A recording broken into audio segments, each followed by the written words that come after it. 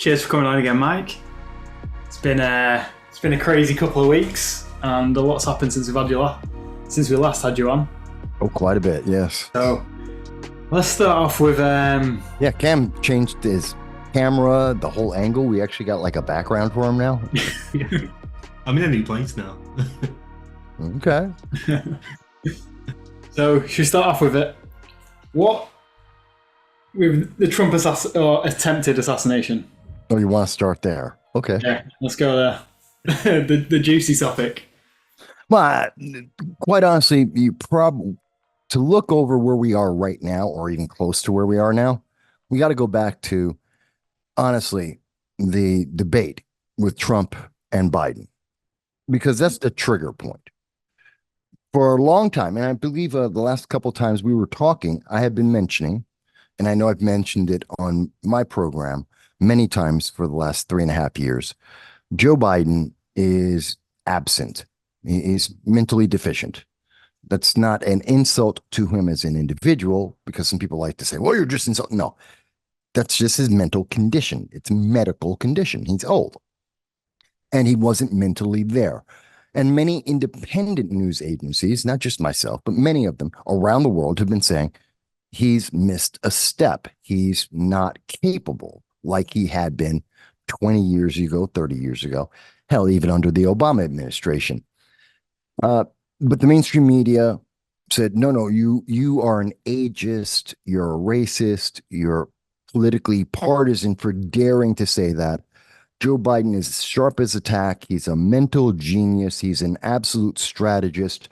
He is brilliant beyond brilliant. And how dare you suggest otherwise?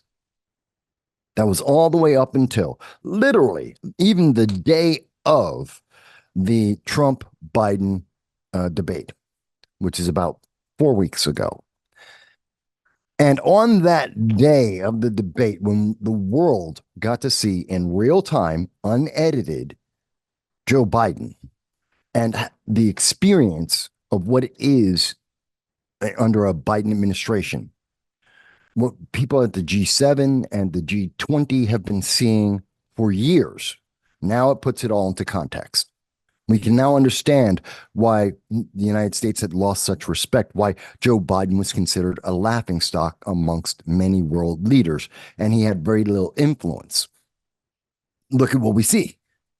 A man who can't get through a single question, the first question of the night, and in the second sentence, he starts trailing off and lost himself in the first question of the night. And trust me, it was CNN. They were trying to give him as many softballs as they could. They were trying to help him look good because they hate Trump. And he screwed it up, and it just got worse from there.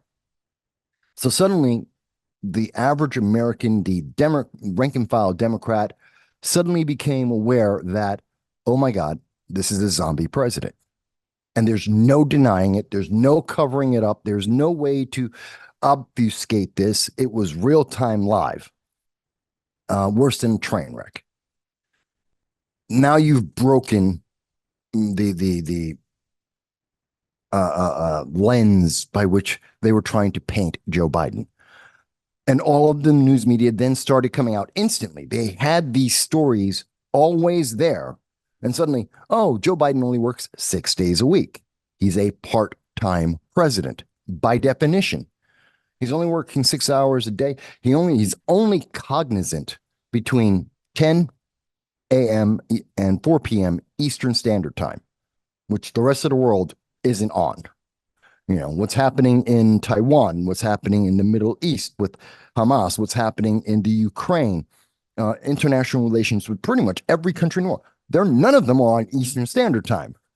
And we need a president who can respond to them in real time. Joe Biden can't. Mind you, the news media avoided mentioning the next logical thing. Joe Biden's a part-time president. He only works 6 hours a day. Who's in charge of the United States from 4:01 p.m.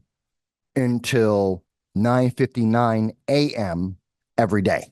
18 hours. Who's running the country while Joe Biden is either incapable of holding together a conversation or asleep? No one has answered that question, and they will not answer that question because it's whoever it is, they're unelected, and we don't know what their agenda is, and we don't know what their strategies are, and very likely many people would disagree. If beyond the fact that we didn't elect them and they're not accountable, but we don't know or agree with what they're doing. And that may be also part of the reason why we have inflation so high, why energy costs are so high, why we're seeing so much global strife, the global stability, as we have talked about on the channel and these conversations before, have been deteriorating. The world has become more unstable, more violent, more militarized. Literally month by month, year by year, it has gotten worse. And we've gotten closer to what I've described before as 3 regional wars. And some would like to say is World War III. It won't be World War III. 3 regional wars simultaneously. And we've gotten closer to that. So when you've had that breakdown, obviously that impacts the election, which is what Democrats have been very much involved in. That's what the news media have been trying to fortify. They're trying to lead everyone. All roads lead to the same decision. You have to vote Democrat. They did that in 2020. It came out in Newsweek and Time Magazine. They've had articles about it, about the cabal, the shadow cabal of businessmen, of political organizations, of billionaires, putting everything into one path that led you to vote Democrat. They tried it again in 2024. But it doesn't work when your figurehead is a zombie and everyone knows it and it's undeniable. So then they have the George Stephanopoulos ABC News interview. George Stephanopoulos, a former high-level Democrat working with the Clinton organization, a known DNC operative for most of his life, who then went into the news media and is considered less than credible because of his bias. He does this softball interview, and I love the way he starts it off. It's a 22-minute interview. There are no edits. Okay, you didn't answer a couple things. One, what time of day was it? Why was it only 22 minutes? You said there are no edits, but did you restart at any point? Did you restart the entire conversation at any point? Did Biden know the questions ahead of time, which has also come out that the White House, the press corps, anyone who wants to interview the president, we know that there's been 2 radio stations as he's been trying to shore up the black vote. They have been requiring people who are interviewing Joe Biden to submit their questions first. And in fact, they're not even waiting for that. A couple of times, at least, they've required the journalists to provide the question. They actually provided the questions, between 4 to 8 of them, to the journalist so that they could ask it of Joe Biden. And the journalist went, well, I approved of the questions I asked. They just happened to all be the ones that the White House gave me. And one of the journalists got fired because it's not journalistic. You're being a propagandist at that point. So we find out all of these things. The softball interview with Stephanopoulos also fails. Joe Biden still gets lost. He still stumbles. He's still misstating facts. And largely, George Stephanopoulos lets him get away with it. And Joe Biden adamantly refuses the most simple thing he could have done to fix it all. I'll take a cognitive test and release the results to the public. If he was actually cognizant, ends everything right then and there. Absolutely abject refuses and comes across as delusional. American people are even more. Now, I imagine while this is happening overseas with you guys, you're losing your minds. The world is losing its mind.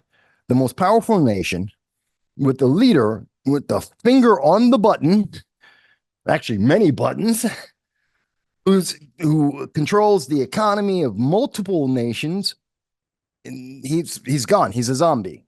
And we see it in real time. And he will not prove to us that he isn't a zombie. So the world's got to be freaking out. And in fact, if we look at the global stability at that time, it got far worse. It started deteriorating. The cops are gone. Worse than that, the cops are zombies. They're dead in the ground. We can get away with anything. And all of a sudden, we saw a rise in violence around the world. So that all brings us to Trump rising. The world starts anticipating there's nothing to stop Trump. Trump is going to win. Everyone knows it. Everyone is preparing for it. Democrats are freaking out, saying we've got to course correct, even though it's too late to do that. And they start pulling money, they pull strings, they're putting pressure on, and Biden is saying, screw you guys. I'm the best that there is, at least in his own mind. And he's not going to go anywhere. Pressure's mounting. That leads us to the Trump assassination. Let me pause for a second. Has anything that I've said so far in this summary, is it inaccurate? Have I been partisan in the way I've presented it? Is there anything that I've said so far that isn't credible? With Biden being not mentally capable, it's something we've seen and known since he got into power in 2020, January 2021. Yeah. So I just want to make sure that, I don't want anyone watching this overseas or here in the United States to have any misrepresentation. But if you needed to provide more evidence of this, it's quite easy. Just to, for example, there was the speech he was giving when he was bringing up who he called Putin, the president of Ukraine. The NATO 75th anniversary NATO speech in New York City when he calls Zelensky Putin. But that's after he had a interview he went to the NAACP convention or event and called himself a black woman. Oh, I've not seen this one. Oh yeah. Look it up. Joe Biden decided to tell everyone that he was a black woman, and it was history making. Was he not reading a script that Kamala Harris wrote for him? No, who knows what he was reading? Nobody knows. It was just mind-boggling. So, I mean, his missteps, these aren't that uncommon, though. He's constantly making missteps. And I don't mean 20 years ago when he said every 7-Eleven was run by Indians. No, that's just insensitive. There's a difference between Joe Biden insensitive because he's a jerk and Joe Biden saying he's a black woman. Big difference. Or calling Zelensky Putin. I mean, you screw up his name, maybe, but call him Putin? That's not the same thing as screwing up his name. Big difference. So that's the environment that brings us to about 2 weeks ago. Then we have the Trump assassination. Now, the reason why the Trump assassination happened, and I don't think you guys overseas really understand how this happened. It's because for 7 years, actually longer, but let's go with the last 7 years, every single day in every single school at junior high school, college, on every news program, you heard, if you don't obey, you're the bad guy. If you didn't vote for Trump, you're the bad guy. If you didn't vote for Biden, you're the bad guy. If you're MAGA, if you want to make America great, an inherently, absolutely positive statement, you're an evil Nazi. This is what you hear for 7 years in a row. Every day. That's in entertainment, it's in comic books, it's in movies, it's in TV shows, it's on the news every night. Every single news media commentator from the left-leaning news media, 80% of the news, are telling you that Donald Trump is the devil incarnate and that democracy will end if he becomes president. Mind you, America's not a democracy. We're a constitutional republic, but we say democracy as a shorthand, even though it's also changing the meaning of what America is. But that's a side note. But you're getting it. Go ahead. I saw a magazine cover of Donald Trump being depicted as Hitler, which I think is it's a bit of a crazy comparison to make, right? Oh, it's insane. But We've seen that, but there are many of those for years that this has happened, both before he became president, during his presidency, after his presidency. We have heard these messages over and over again. Mind you, if you actually look, you're not hearing people say, oh, by the way, during the Trump presidency, X happened. They always say, well, he's going to get us into World War III. Well, you said that in 2015, 2016. You said that throughout the entire Trump presidency, at least 5 times massively, that we're on the edge of World War III. Never happened. Oh, but now you're telling me again. You said it and they said it in 2019 into 2020 for that election. But here we are going in 2024, and they're saying the same thing they said in 2015. It wasn't true then. Why do we have, and we have no reason to believe it will be true going forward. Oh, he's going to take away all women's rights. Again, this is an argument from 2015, 2016. There is no evidence of this. Yeah, even more so now because he's got a track record. He's been in power for 4 years. He's got a track record of not starting any new wars overseas. So if you've had a president for 4 years who's proven himself like that, then how can you say he's going to start World War III if he comes into power now? Yeah, with no new evidence. Nothing, not pointing to anything that says this will cause the war. He will do X and the war will start. There is no connection, just the feeling. Just their, what I would call their fortification. They're driving everyone to one conclusion: vote Democrat. You're terrified, you're afraid.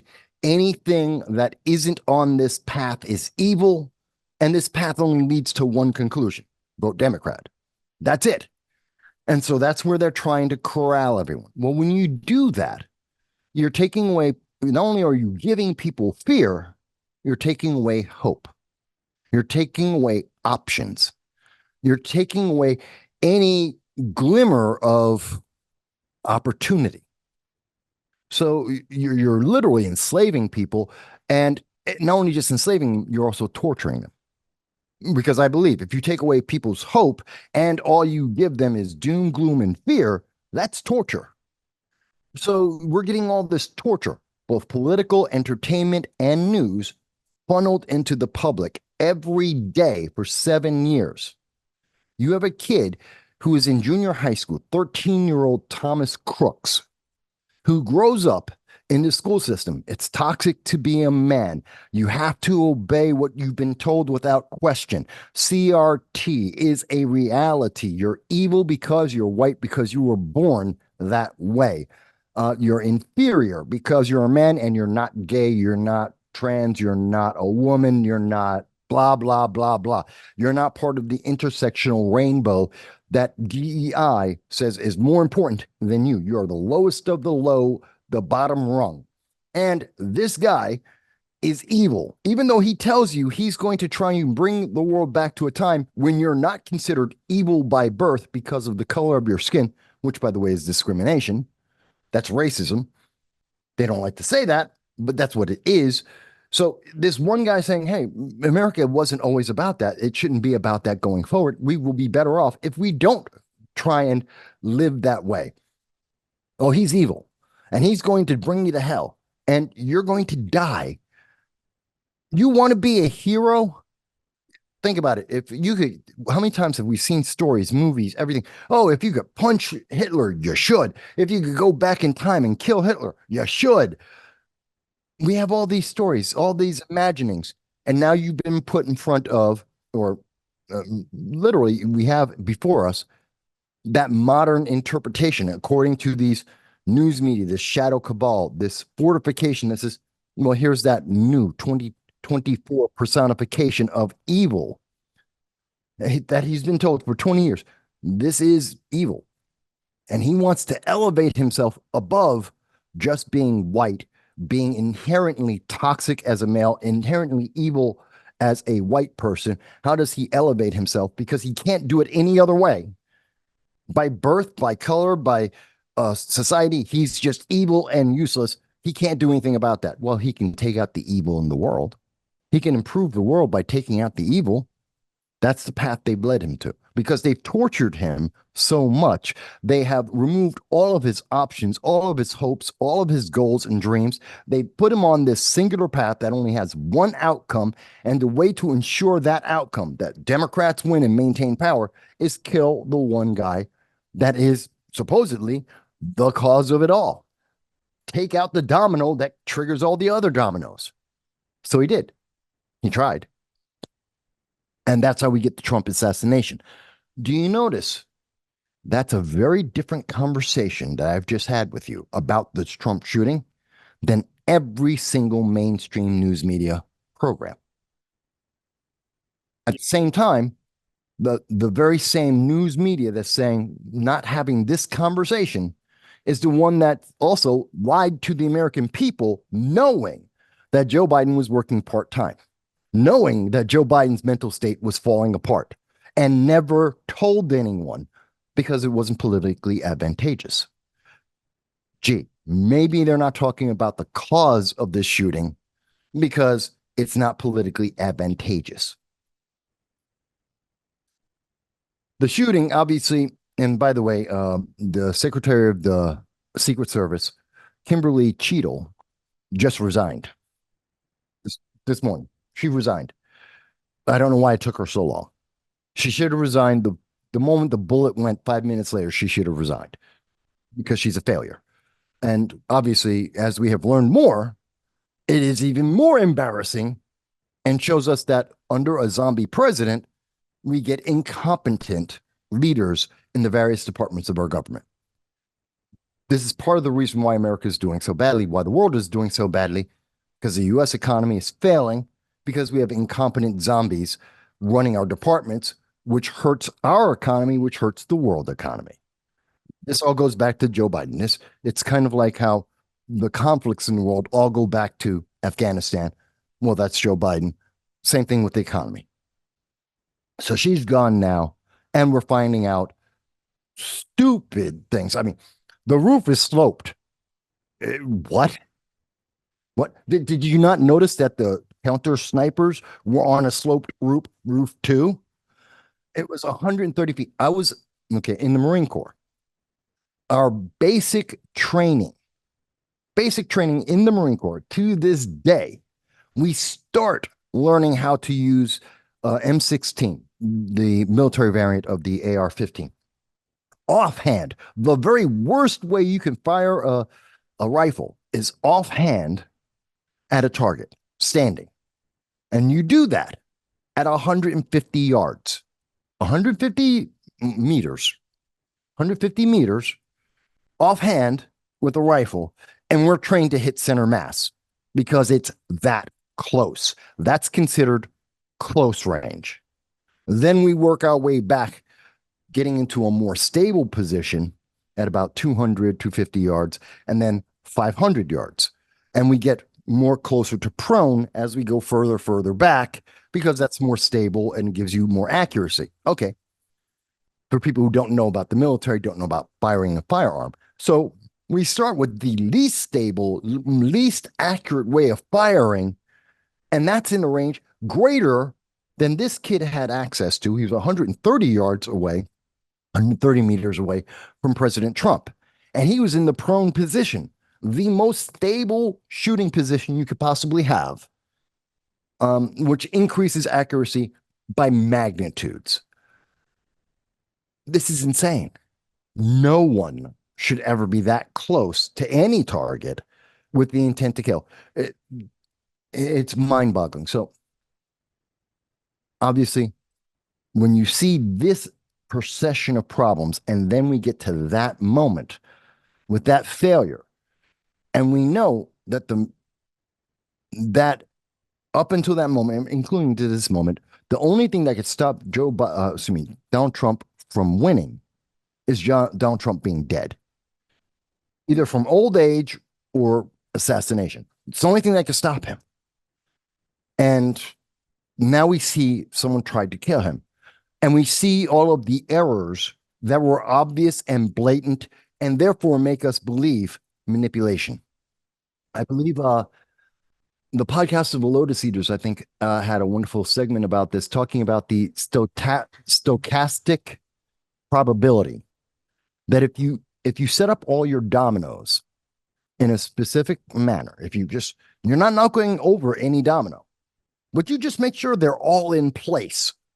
And if someone else walks on by and bumps into one of those dominoes that you happen to place all in their path, and then all those dominoes fall over the way you want them to, well, you didn't make it happen, but you made sure that if anything happened, it could only lead to this outcome. And that's called a stochastic probability. You've created the environment that can only lead to one outcome. That's what we see. So people have to believe, well, maybe that was a setup from Democrats. They created the environment that leads here. And I believe they did. And then if you look at the past year or so, they've been trying to put Trump behind bars and they failed. In 2 years. Actually 3 years. They've been trying to put him in jail for everything and anything. They've tried to impeach him twice. They are using laws that no one has ever used before. Literally, they're on the books, but no one has ever been charged with the crime before Trump. And now they put it on him and they use it 34 times. They're assuming crimes that didn't happen and saying, well, this is a crime. In Colorado, they tried to take him off the ballot because a judge assumed that he was guilty of treason and therefore he would not qualify, except he's never been tried for treason and he's never been convicted of treason. And in America, you're innocent until proven guilty. So her assumption is wrong at the start. Therefore, her conclusion is false and a violation of the Eighth Amendment, unusual punishment. You can't do that, which is why I got thrown out by the Supreme Court. And therefore, Maine and a couple of other states had to reverse their positions because it was illegal, unconstitutional. But that's how far they're willing to go, to bend and try and find new ways. And everyone, even Democrats, even hardcore Democrats agree. This is unfair. This is unusual. It's not credible, the extent that they have gone to. That's the environment that brings us to essentially today. Now, over the weekend, after a week of Joe Biden saying, I will not resign, I will not give up the election, I will not endorse anyone, I'm running, even up to and including Friday. Last week, Friday, he had his staff, his chief of staff for the campaign, go on to left-leaning, I believe it was CNBC, and say publicly, Joe Biden is in this race. He believes he can win. He's not going anywhere. 2 days later, here's a letter supposedly from Joe Biden saying, I'm out. Thank you very much. 20 minutes later, there was a statement on Twitter that says, oh, by the way, I endorse Kamala. Mind you, this wasn't released to the press first. This wasn't a press announcement. You didn't see Joe Biden's face on this. He just got these things in social media. Yeah, just Twitter, weren't it? Oh, Now, it was his account, but it makes you think in this environment with Joe Biden being a zombie, knowing that on Friday and Saturday, we were told Nancy Pelosi, Obama, Chuck Schumer, leaders of the Democratic Party of America, they came together, Hakeem Jeffries, they came together and they said, Joe, you're either going to resign or we're going to keep leaking information to embarrass you and force you to resign.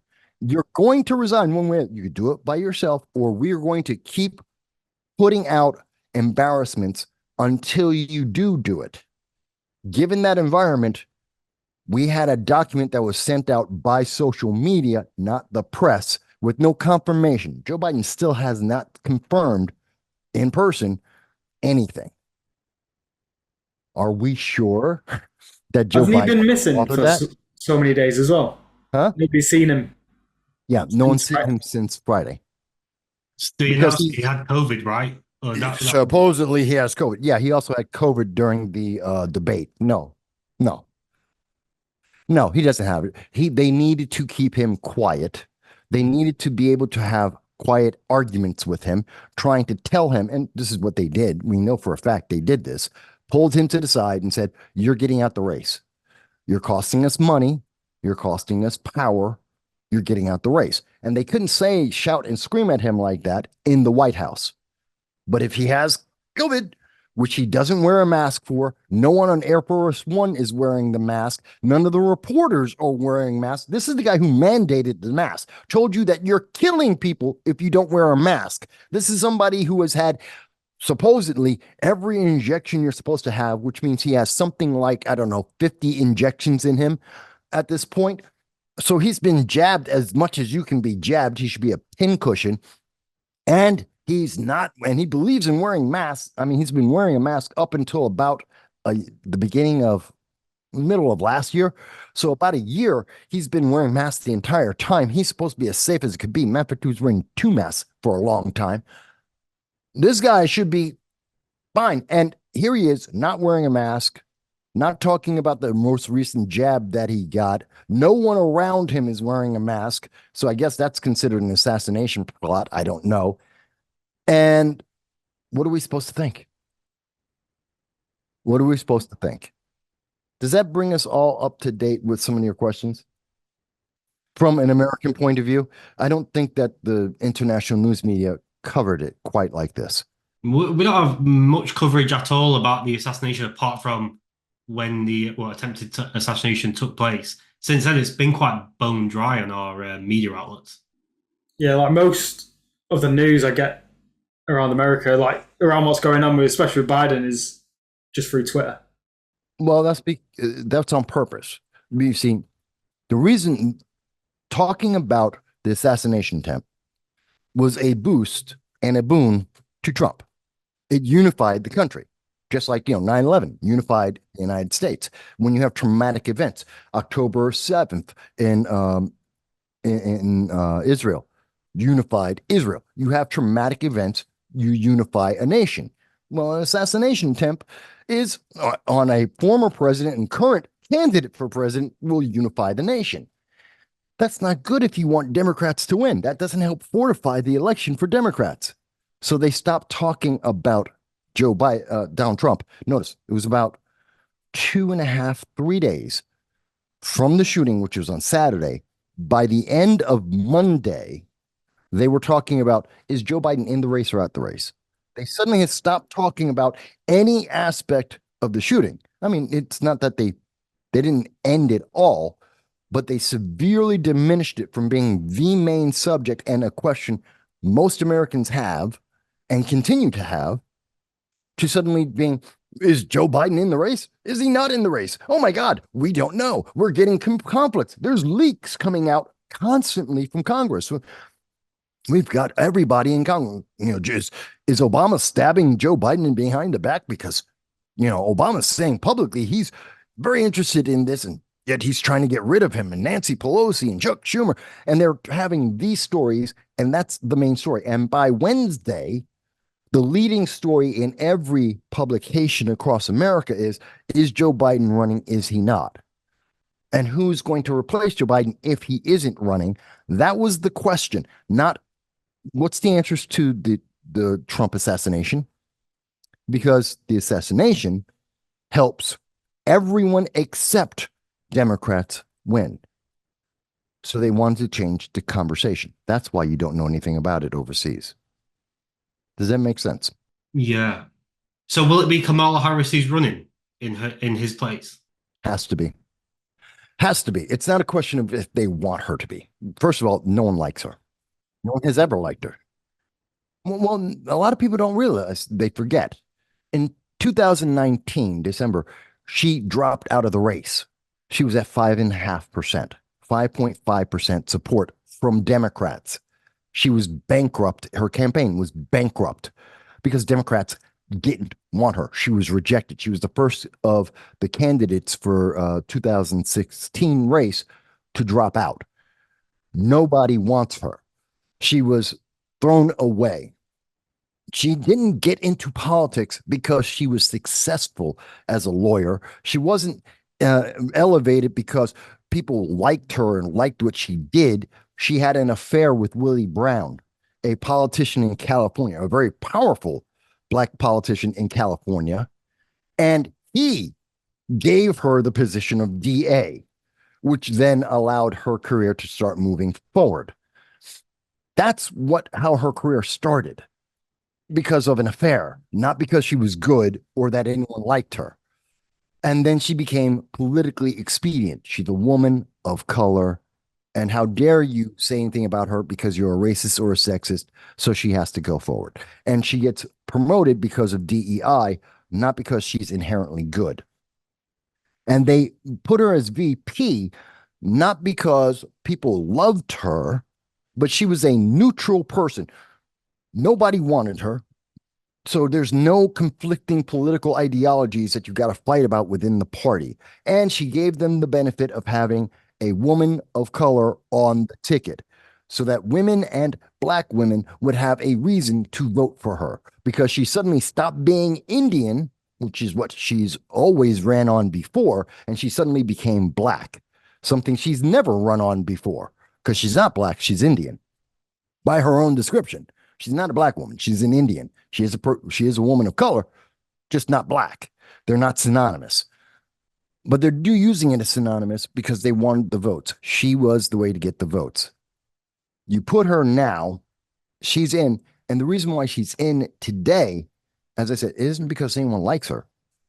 She's on the fundraising requirements by the FEC.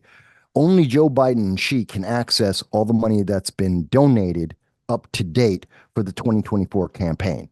If she's not on the ticket, all that money has to go back. They have to refund it, which means Democrats lose the money and the power, and they have to start over from scratch. They'll never get that money back. That's why she's the front runner. Mm. So you don't think she's got a chance at all at winning this? Do snowballs exist in hell?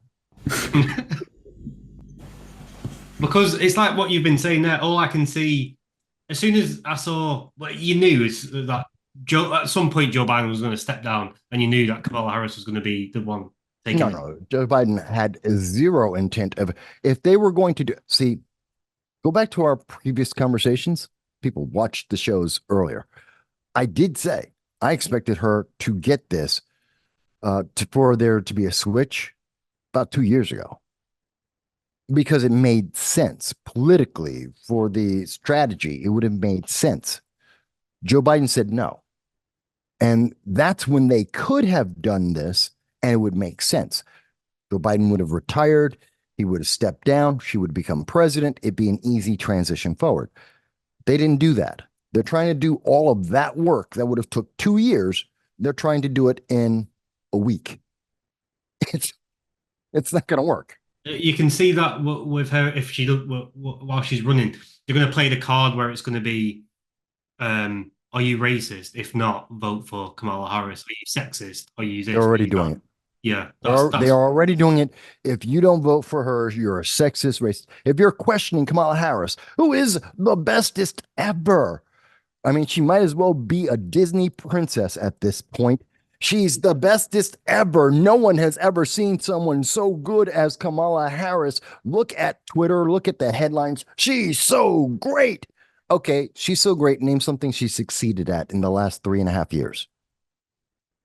Literally, guys. Can you guys name anything that has had a positive outcome that is attached to Kamala Harris from your knowledge overseas? No. No. You know why? Because it doesn't exist. Everything she's done is a failure. She was the number one thing she was given, March 2021. You're now the southern border czar. She's the immigration czar for the Biden-Harris administration. Yay! Lots of pictures. She's so great. She's going to do a great job about this. 8 million illegal aliens, a brand new record levels of illegal aliens entering into America, bankrupting New York, Chicago, Boston, LA, destroying the infrastructure of America. That's how great a job she did. Killing American citizens, dying. At least half a dozen women dying because of the illegal aliens that she allowed to come in as the border czar. At least 250 known or suspected terrorists entering America in the last 3.5 years because she is the border czar and she did such a great job. Oh, people didn't think of the math. They don't know the numbers because the news media doesn't like to talk about this. These are factual. They come from the United States government itself. Just look up the Border Customs and Border Patrol, their reports. They will tell you this. These are factual numbers. That's how good she was. She went to South Korea twice, pissed off both presidents when she went down there. Because why? She's wiping her hand after shaking President Moon's hand on live international TV, an insult to everyone in Southeast Asia. Gee, how can you screw up American Southeast Asian politics faster than that? I don't know how. I stab him, maybe. That might have done it. But I mean, short of that, this is about as good as it gets. Didn't she refer to South Korea as North Korea? When Yes. She was talking about that was the second time she went with the second prime minister, president of South Korea. She pissed them both off. And again, the only people who were happy about this were China going, gee, she's our ally. She's the best thing in the world. She's destroying America and Southeast Asia, lifting up China. Please, Kamala Harris, be here more. Come back again sometime soon. It's name anything anywhere she has gone. The only thing and I will give her this. Let me be fair. She has been very successful at raising up money for Democrats and trying to protect Democratic politicians. As an example, you may have heard that there was a trans shooter in Tennessee in the United States about a year ago. Remember that? This trans individual walks into a school, decides to shoot a bunch of 9-year-olds. 9-year-olds. Kills 3 of them. Kills 3 9-year-olds and then gets killed in the process. It was a suicide mass shooting. Okay. And mind you, they still don't want to release the manifesto for some unknown reason, other than what the manifesto probably says about the motivation. That's getting into a different discussion. That's about the trans and affirmation idiocy, but we'll get into that later.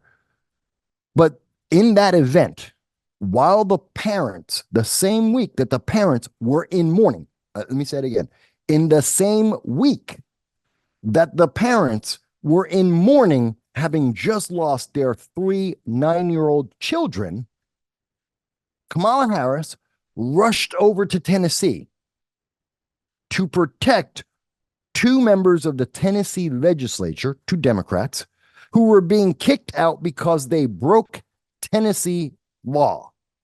They broke Tennessee law about they were in the legislature, they used the bullhorn. Doesn't matter. They broke the law. That was a fact. It was confirmed. It was not a question. They were being punished per the law for the crime they committed, which meant there would be 2 less Democrats in the Tennessee legislature. So Kamala Harris ran her black ass over to Tennessee and said, you can't do that. That's unfair. And she stood there protecting the Tennessee Democrats. She never once stopped to say, oh, by the way, let me go see those parents. Let me talk about those parents. Let me talk about the shooting the parents just went through. She ignored them completely. She was there for politics. Could care less about the human beings. This is the success of Kamala Harris. That was her success. She kept those 2 members of the Tennessee legislature, but she screwed over the parents. Gee, is that someone I want as president?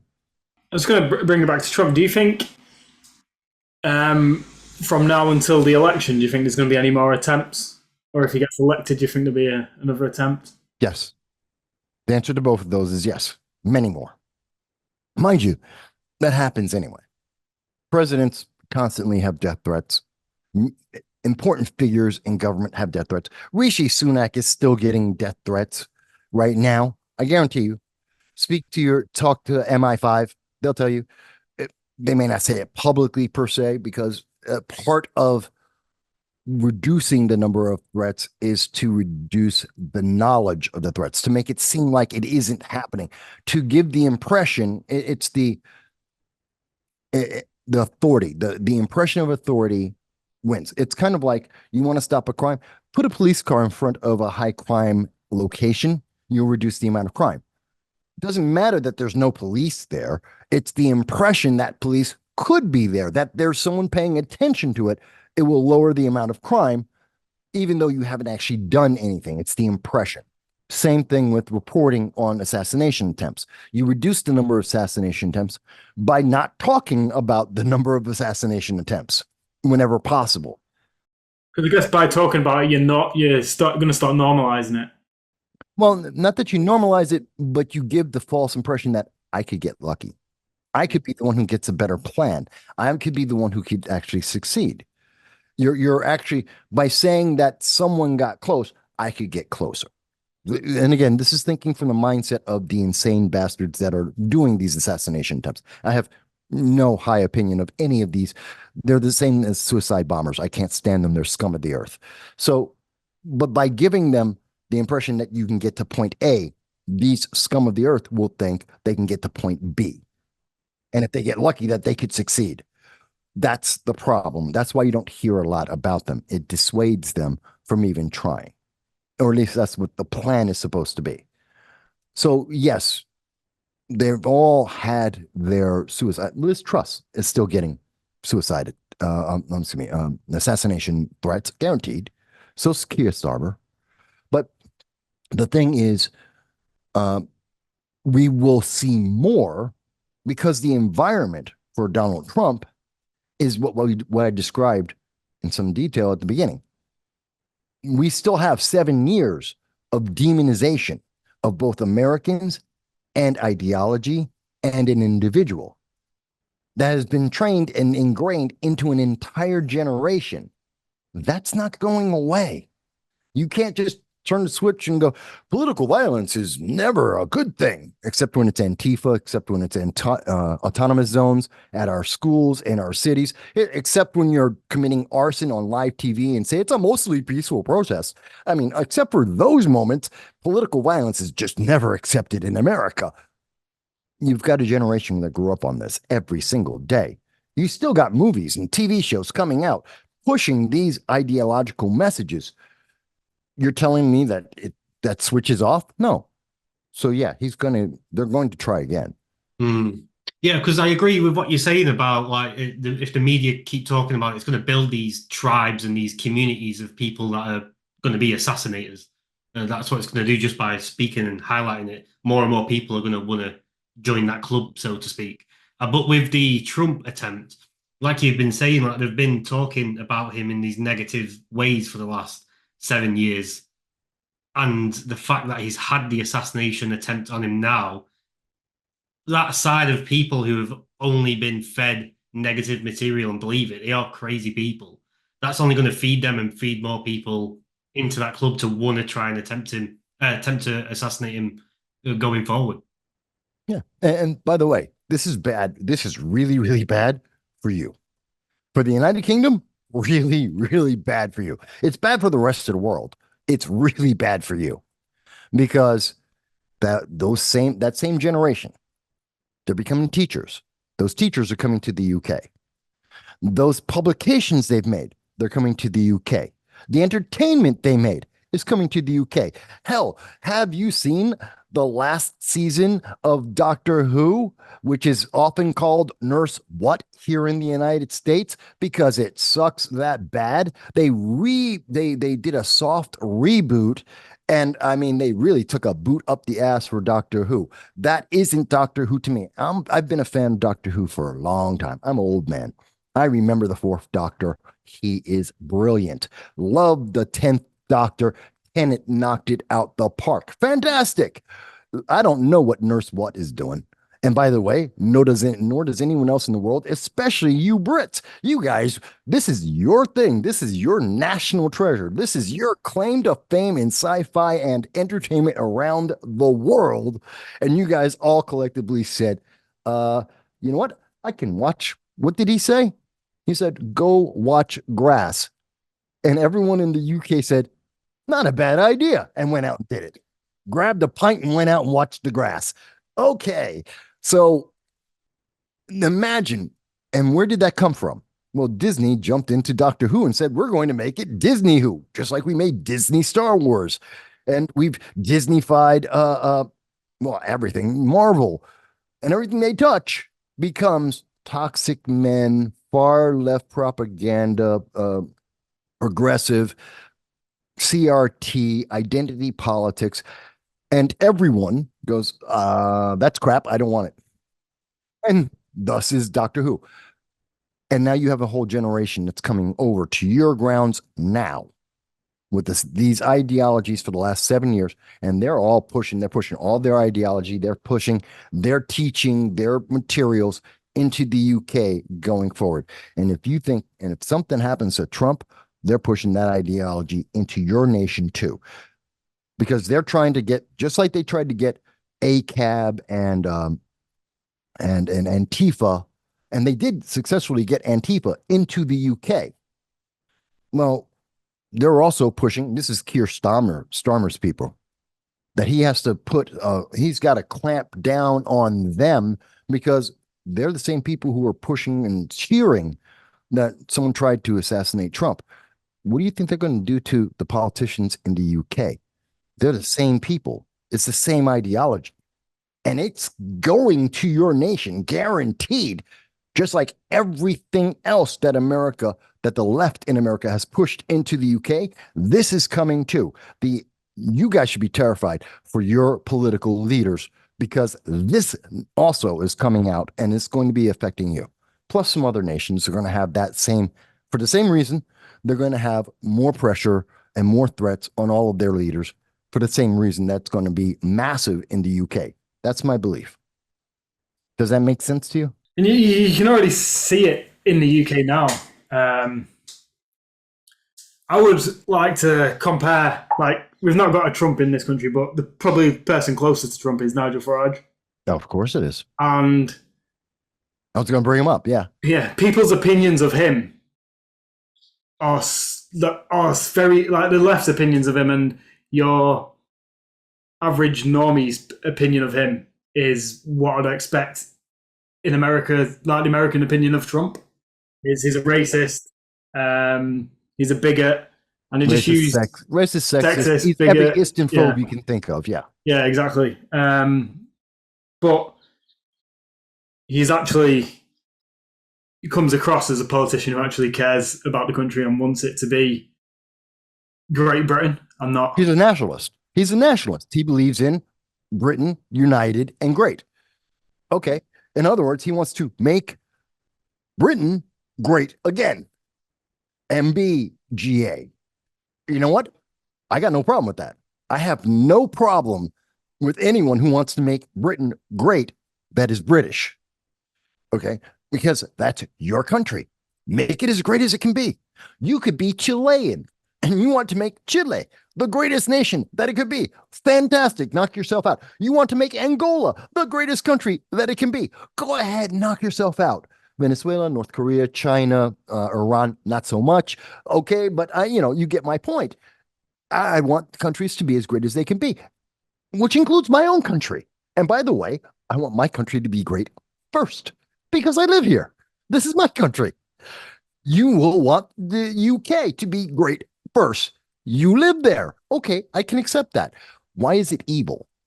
Because someone has a political agenda that isn't served by doing that. That's why Nigel Farage is a bad guy.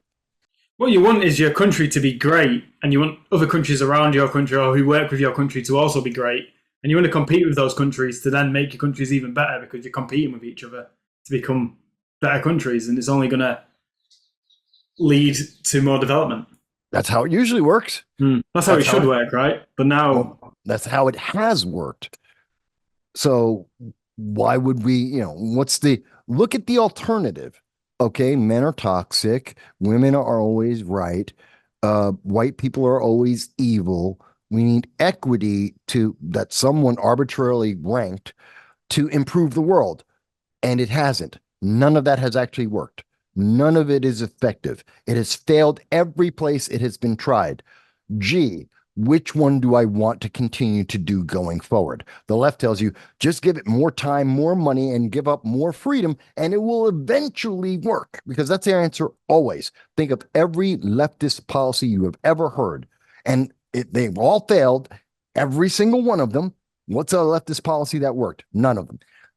They will always tell you, well, you didn't give it enough money, enough time, and you didn't give up enough rights and freedoms to allow it to work. So it's your fault that their idea failed. It's not that the idea was bad inherently from the start. It's insane. It's insane. And now we've obviously got Keir Starmer here, who Yeah. one of the first things he did when he got What's into wrong with you power guys? is Wait a minute. Well, what's wrong? Wait a minute. Wait. What's wrong with you guys? Okay. The European Union finally gets a clue and they move center right, which of course, makes all the leftists go, oh my God, it's 1930s Germany. No, it's not. It's center right. In America, you would still be Democrats. Okay. You'd be moderate Democrats. That's how you're still that far left. But they went center right. And they're, and then France, even France decided, let's go center right, which in France, being center right is basically being AOC, Alexandria Ocasio-Cortez. It's part of being part of the Socialist Party of America. But, it's France, so we understand that. Oh, you've got Italy, you've got Sweden, you've got Norway. The countries joining NATO are all going center right and militarizing. Everybody's going center right that has a brain in their head in the world. And somehow the UK goes, so we were kind of center left. That's Rishi Sunak. Here's a great idea. Let's go all the way to left. Let's just throw away this center right thing that everybody seems to say is a good idea. The rest of the world wants to be center right. And, by the way, that would also improve relations with Donald Trump because he's center right and he's going to get power. And the rest of the world's already thinking, this progressive thing has failed. Let's try something new for even a minute. And you guys are going, no. We haven't been left enough. We were going too slow. We were jogging. Let's go into a full sprint left and see how far we can cliff dive from here. I don't get it. It doesn't make sense to me. I think the problem in this country is the Conservatives are supposed to be our centre right party, but they're just not. Well, they're bad at it, but yeah. And the Conservatives have done such a shit job for 12 years. The majority of the country just thought, I'm not voting for the Tories, so I only can vote for Labour. Vote for anyone else. This is a horrible look. First of all, I told you guys, Kemi. They should have gotten Kemi Badenoch. I think she's great. Of course, I have a bias because she's really cute and she's smart. So, I know my bias and I know she's married. I don't care. She's still cute. She's still cute. But realistically, we were talking about this years ago. And you guys have gone, I understand. You had shit politicians. Get better politicians. That's the answer. It's not, let's just go cliff diving. It's get better politicians. Don't be lemmings. I think what would have been ideal is if Farage came into the Conservative Party and led the Conservative Party. He would have never won. That's why he didn't go to the Conservative Party. That's why he did reform. Because he couldn't be part of the Conservatives because the Conservatives said, we'll never give you the light of day. We're going to bury you as deep as we can so you can't have any impact. Because the Conservative Party is, like I said, in America, you would be moderate Democrats. That's center left, not right. The Reform Party, love it or hate it, is actually center right. Yeah. At least that's the way I see it from here in America, looking at UK politics. but I do pay attention to it because you guys are important to us. And that's why your conservative party, I don't even understand your conservative party. I really don't. They don't make any sense to me.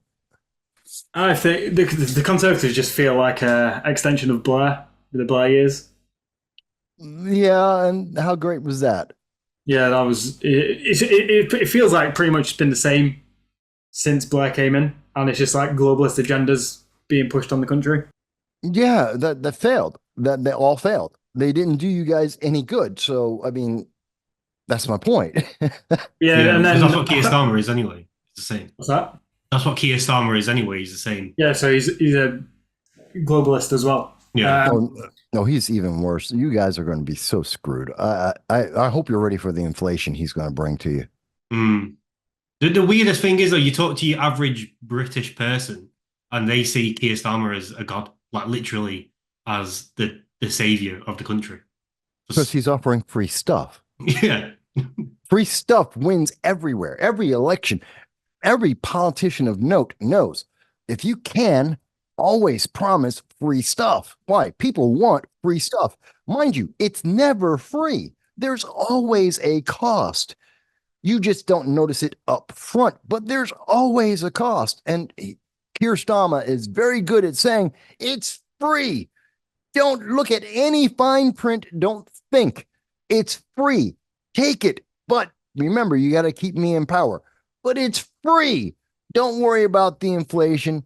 Don't worry about the country falling apart. Don't worry about the illegals coming into your nation, destroying your infrastructure, that are devaluing your money. Don't worry about any of that. It's all free. Keyword free. Did I mention free? Vote Keir Starmer. And they did. I mean, and you guys are going to get screwed for it. Yeah. There was a picture that I saw where it was he was holding up like I guess it was his manifesto, and it was basically like a cartoon of it. Everyone look at this manifesto whilst the whole of London was burning in the background, and no one was paying attention to that, and they were all like shell shocks at his manifesto. Oh my God, I can get that much free stuff. Yeah. London Bridge is falling down, and there is no fair lady. The fair lady is Little John. Okay, I mean, I don't know. Hmm. Okay, that wasn't as funny as I thought it would be. All right, whatever. But I do think over these next, I'm not I'm not a comedian, so you know, you can't all be funny. if Keir Starmer does last the next 5 years, which I'm doubtful he will, but I think Nigel Farage will be able to sort out the Reform Party to be a strong enough party to oppose Labour at the next election. Well, let's see. He's in third place now, which is, you know, a massive breakthrough. Out of the blue, he came out, and now he's in third place.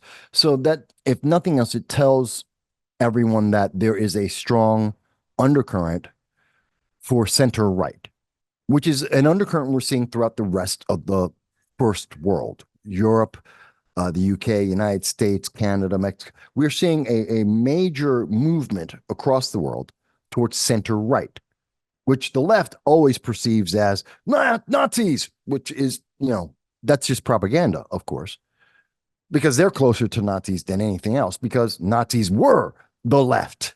They are on the spectrum of the left. The further left you go, the closer you get to Nazi, not on the right. The right doesn't bring you to Nazi, the left does.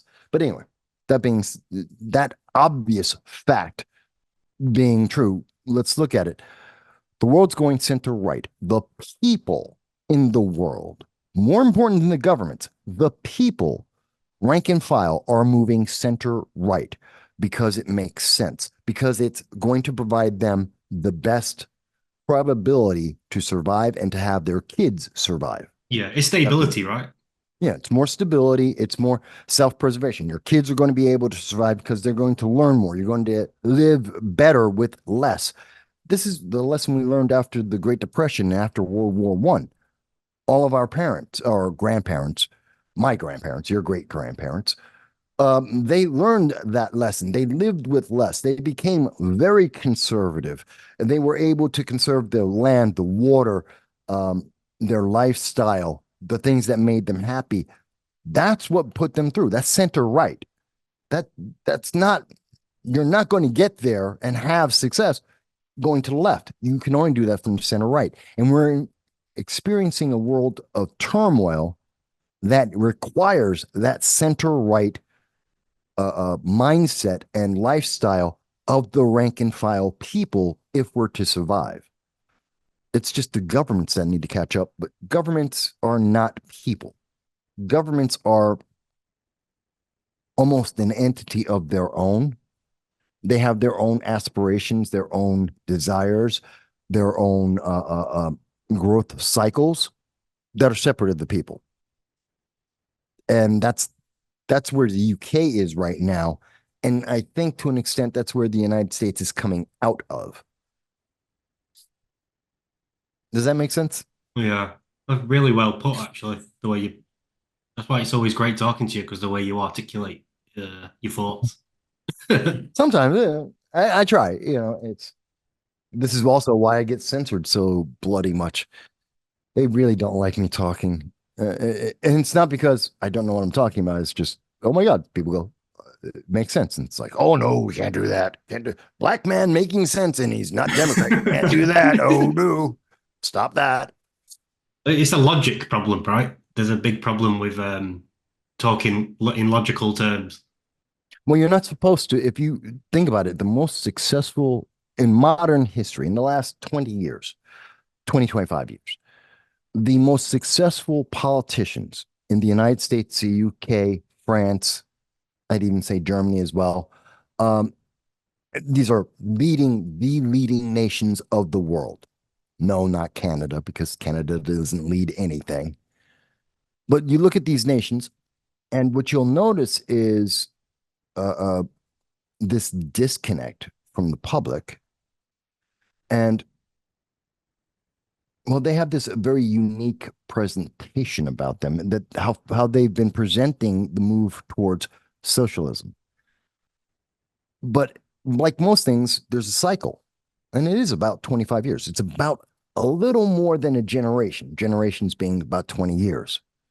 So it takes a couple of years to get into that cycle, and it takes a couple of years to get out of that cycle. And we're seeing that in the major in the world, the leadership of the world. That's the United States, the Obama years. We're looking at the Blair years, and a bit more here in the UK. We're talking about Emmanuel Macron for most of that time in France. We're seeing that transition now. I think that's very unique. And I think it tells us where we're going for the next 25 years. So, who do you? Because obviously, if when Trump gets into power in November, he can only do one term, right? Because he's already done his first term. Who do you see replacing Trump in the next No 4 idea. years? Nobody knows who's going to be in charge in 2028. Nobody. There's no clue. And because it's so wide open and there are so many, it depends on what will be successful. JD Vance, obviously, now that he's the vice president or vice presidential pick, he would be a front runner on the Republican side. He would not be alone. Tim Scott, obviously, is another voice. Elise Stefanik would be another voice that we could see very strongly picking herself up and be involved there.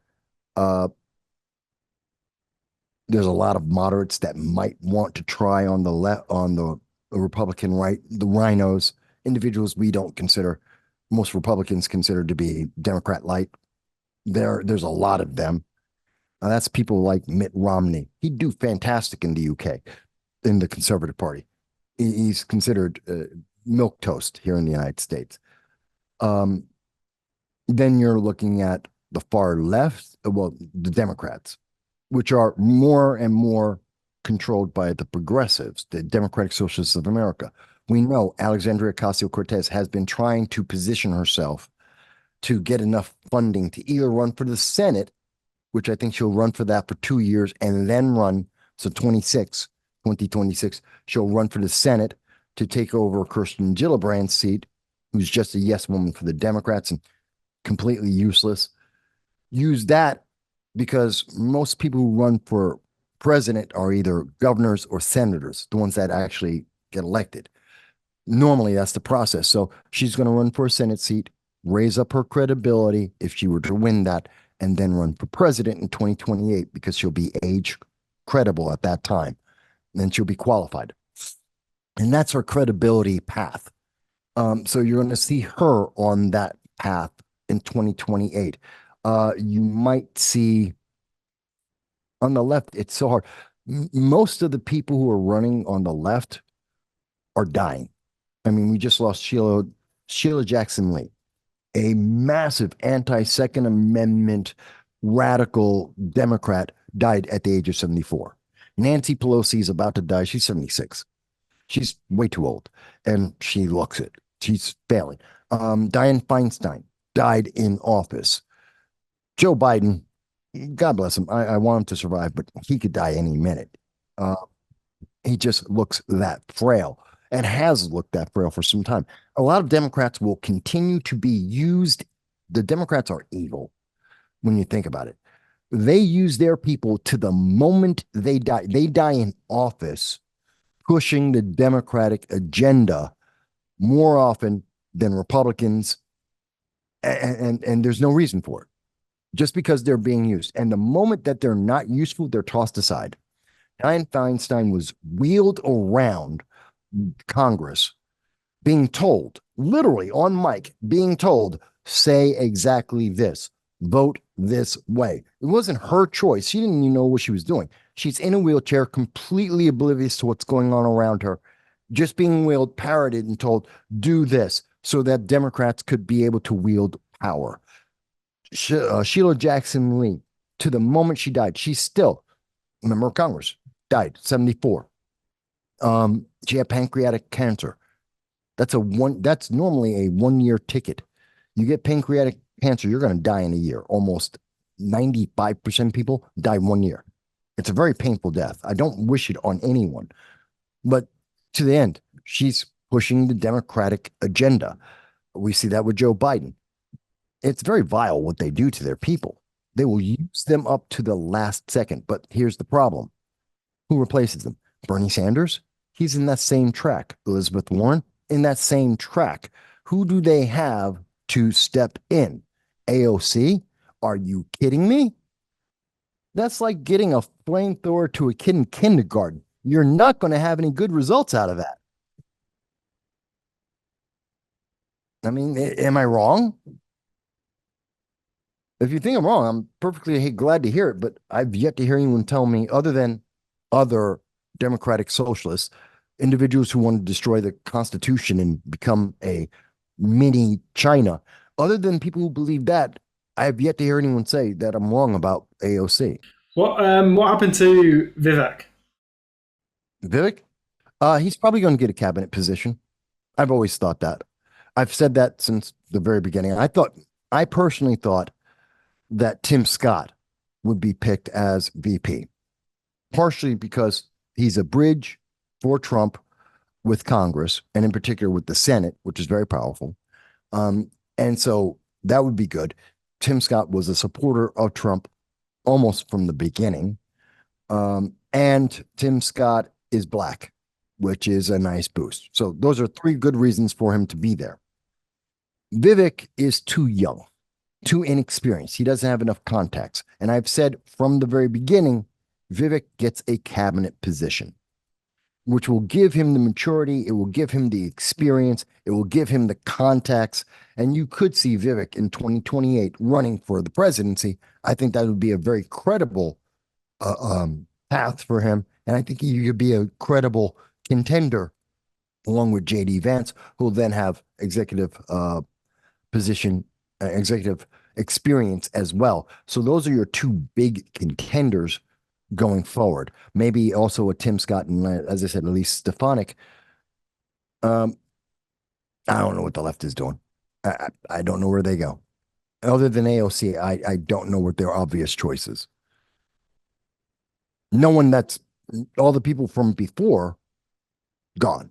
All their, they can't go with Hillary, Cory Booker. No one cares about. I mean, Do you even remember that Cory Booker's a Democrat?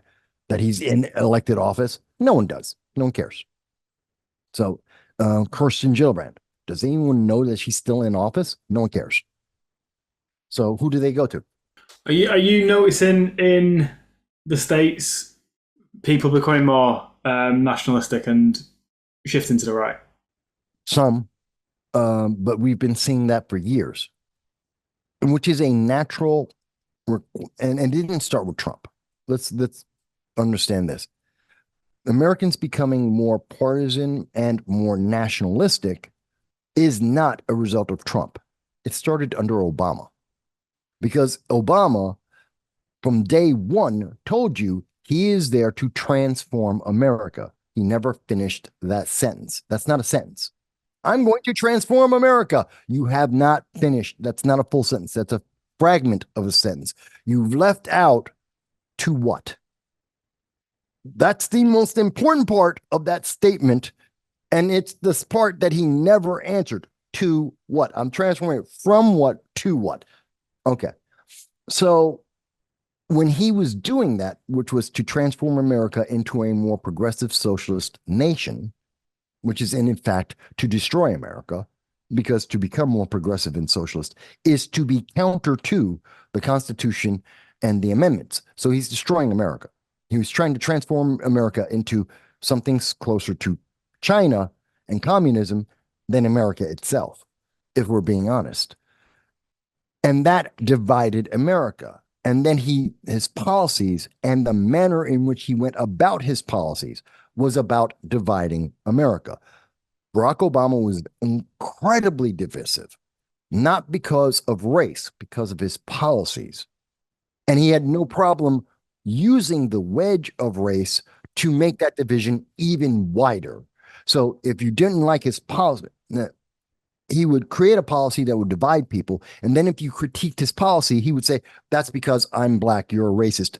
There goes the division even wider, which is evil because it's meant to silence people. It's not meant to address the problem or to convince people. It's meant to drive a wedge between them. And here's my people, those your people. Your people, by the way, are evil. My people are good. Obama started this process. The media jumped on the bandwagon because they wanted to use it politically under the Trump administration. It was meant as a means to try and punish the MAGA movement, to punish the Trump voters. It didn't work, but that's what the media did, and they made that division even wider and even deeper across even more aspects of life. And it's only continued since then. Does that make sense? So it's not a Trump thing. It's an Obama thing. You think it's likely that Michelle would ever run? No. She can try, and I want her to run. I would love to see Michelle Obama run. Please, please, please, Michelle, run for anything whatsoever. She has no experience. She's an idiot.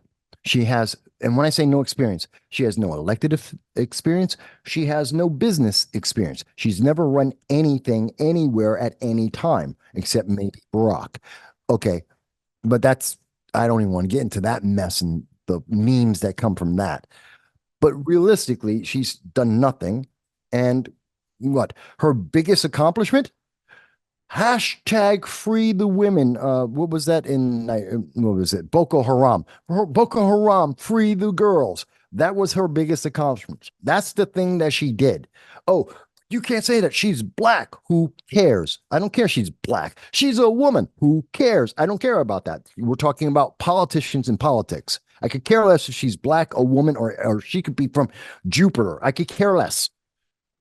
Because you're not talking about qualifications, you're talking about characteristics. And we've confused that very much in the United States and more so in the UK, that we're confusing characteristics and qualifications. Michelle Obama is black. That's a characteristic, not a qualification. Michelle Obama is a woman. That's a characteristic, not a qualification. Neither of those inherently mean that she's smart or good or capable or that she has a plan. They just mean that she's black and a woman. I don't care about her suntan. I don't care about her curves if they exist. Doesn't matter. So if she runs, I think she loses because she's not experienced, because she doesn't have any qualifications, because I think that in a debate, she will get her ass handed to her, especially since she doesn't do debates. I hope that they waste their time on some really important position by putting Michelle Obama up front. And I will give you an example. Michelle Obama is Oprah.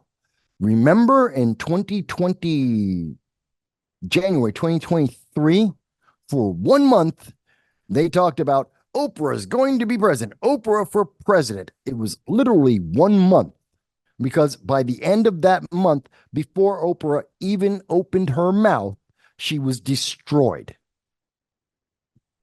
because she's unqualified. But Oprah's black and she's a woman and she's a billionaire. Yes, but she's completely useless with completely useless ideas and is not qualified. And she was bounced in a month. That's Michelle Obama. Well, she is just basically a celebrity figure, right? At this point. Michelle, when was she anything other than that? No, seriously, when was she ever more than just a celebrity figure? Yeah, because all she really did was go on a book tour. That's all I really know about her is that she published a very successful book and then went on a book tour. Okay, the book was popular because Obama was president. Okay, so that's not a successful book tour. That's a successful manipulation of your spouse. Okay, taking advantage of other people's popularity. You're a sponge. Okay, she's a very successful sponge. The most successful thing she did, hashtag Boko Haram. That's her thing. Oh wow, that was your answer. How do we free women? How do we empower women? We have a hashtag on Twitter because Boko Haram really cares about Twitter and hashtags. Really? Seriously. Yes. I know there's going to be some people out there going, "Oh my God, Mike, you're such a hater. It's a black woman. You can't talk about black women like that." Yes, I can. And I should. And so should you. And if you had anything better to say about her, you wouldn't be pissed about this. You'd be saying, "Oh, well, here's the example of her actual success. She has none." That's why she's never run for an elected office, nor why she's ever won an elected office, because she's unqualified. Like her all you want. Notice I've never said you can't like her. Like her, like Obama. You can like Oprah. You can like AOC. I don't care who you like. That's a feeling. And as I have long said, feelings, you can have whatever feeling you want. I don't need your feelings. I don't want your feelings. They're yours, not mine. I don't have to accept them. So, take your feelings and, get yourself a six pack and have a great day. I don't care. I am working on facts. You may feel like Michelle Obama is great. Good for you. Factually, it's not true. I don't know if we touched on this last time we spoke or not, but what do you think about Barack Obama opening his entertainment sort of business? What would you call it? His production company. Production company. Which kind of failed already. He's only released one. It's only been that one movie, right? That's released. Yeah, and that's all it's ever going to be. Or do you not think he's going to keep releasing? Oh, he might at some point if the Democrats need something they need to hype up, some political agenda that they want to push. But that's a scam. That's a great money laundering scam. You want to have influence in Democratic politics? Well, you go to the Clintons and you could donate to the Clinton Foundation, where they take 80 cents out of every dollar and give it to Hillary, Chelsea, and Bill. That's a fact, by the way. That's not me just being hyperbolic. That is factually 80 cents out of every dollar donated to the Clinton Foundation goes to Hillary, Bill, and Chelsea. That is a fact. And then administrative fees come out of the next 20 cents. Roughly about 5 cents out of every dollar donated to the Clinton Foundation actually goes to help people like, in Haiti, which is why it's a hellhole. But you could donate to that, or, which is unfavorable because you actually have to show evidence of how you're spending your money. I know what the Clinton Foundation does. It's a 501c3. I know that they are siphoning money to give it to those three people. But when you have Obama's production company, I don't get to see those numbers. I don't get to see what's below the line in the industry. There's above the line and below the line. Above the line costs are like the script and a couple of the big name actors. Below the line is everything that makes it run, the cameras, the electricians, all that stuff. So you got above and below the line. You might hear about some of the above the line costs, person who wrote a script, the director, one or two things like that. You'll never hear about all the other things they spent money on. Oh, by the way, I had to go to Maui to read the script so I would know that this is the script and director I want. I had to go to Maui to do that. So we're including that in the cost because I could not read that in, I don't know, Pittsburgh. No, it had to be Maui. So it's a money laundering scheme. To me, that's what I would see it as. It's a more efficient way to gain favor with political figures, and it is harder to decipher how that money is being filtered to them, as opposed to, say, the Clinton Foundation, where it's very apparent because it's very much something some people are looking at. It's just a money laundering scheme. Okay. So it's not just a propaganda tool for the Democrats. That's a bonus. It's more than, yeah. Yeah, that makes a lot more sense then. Now you've just explained that. Yeah, no one ever thinks of it. Again, the media doesn't want you to think about it. They don't want you to stop and go, hey, wait a minute. But when you do stop and think about it and go, okay, so what, especially look at how much money that production company brings in. Look at the cost of what they've done. Those numbers don't match up. Gee, I wonder why. Because people are buying influence. And and another great example, you could go Hunter Biden's way.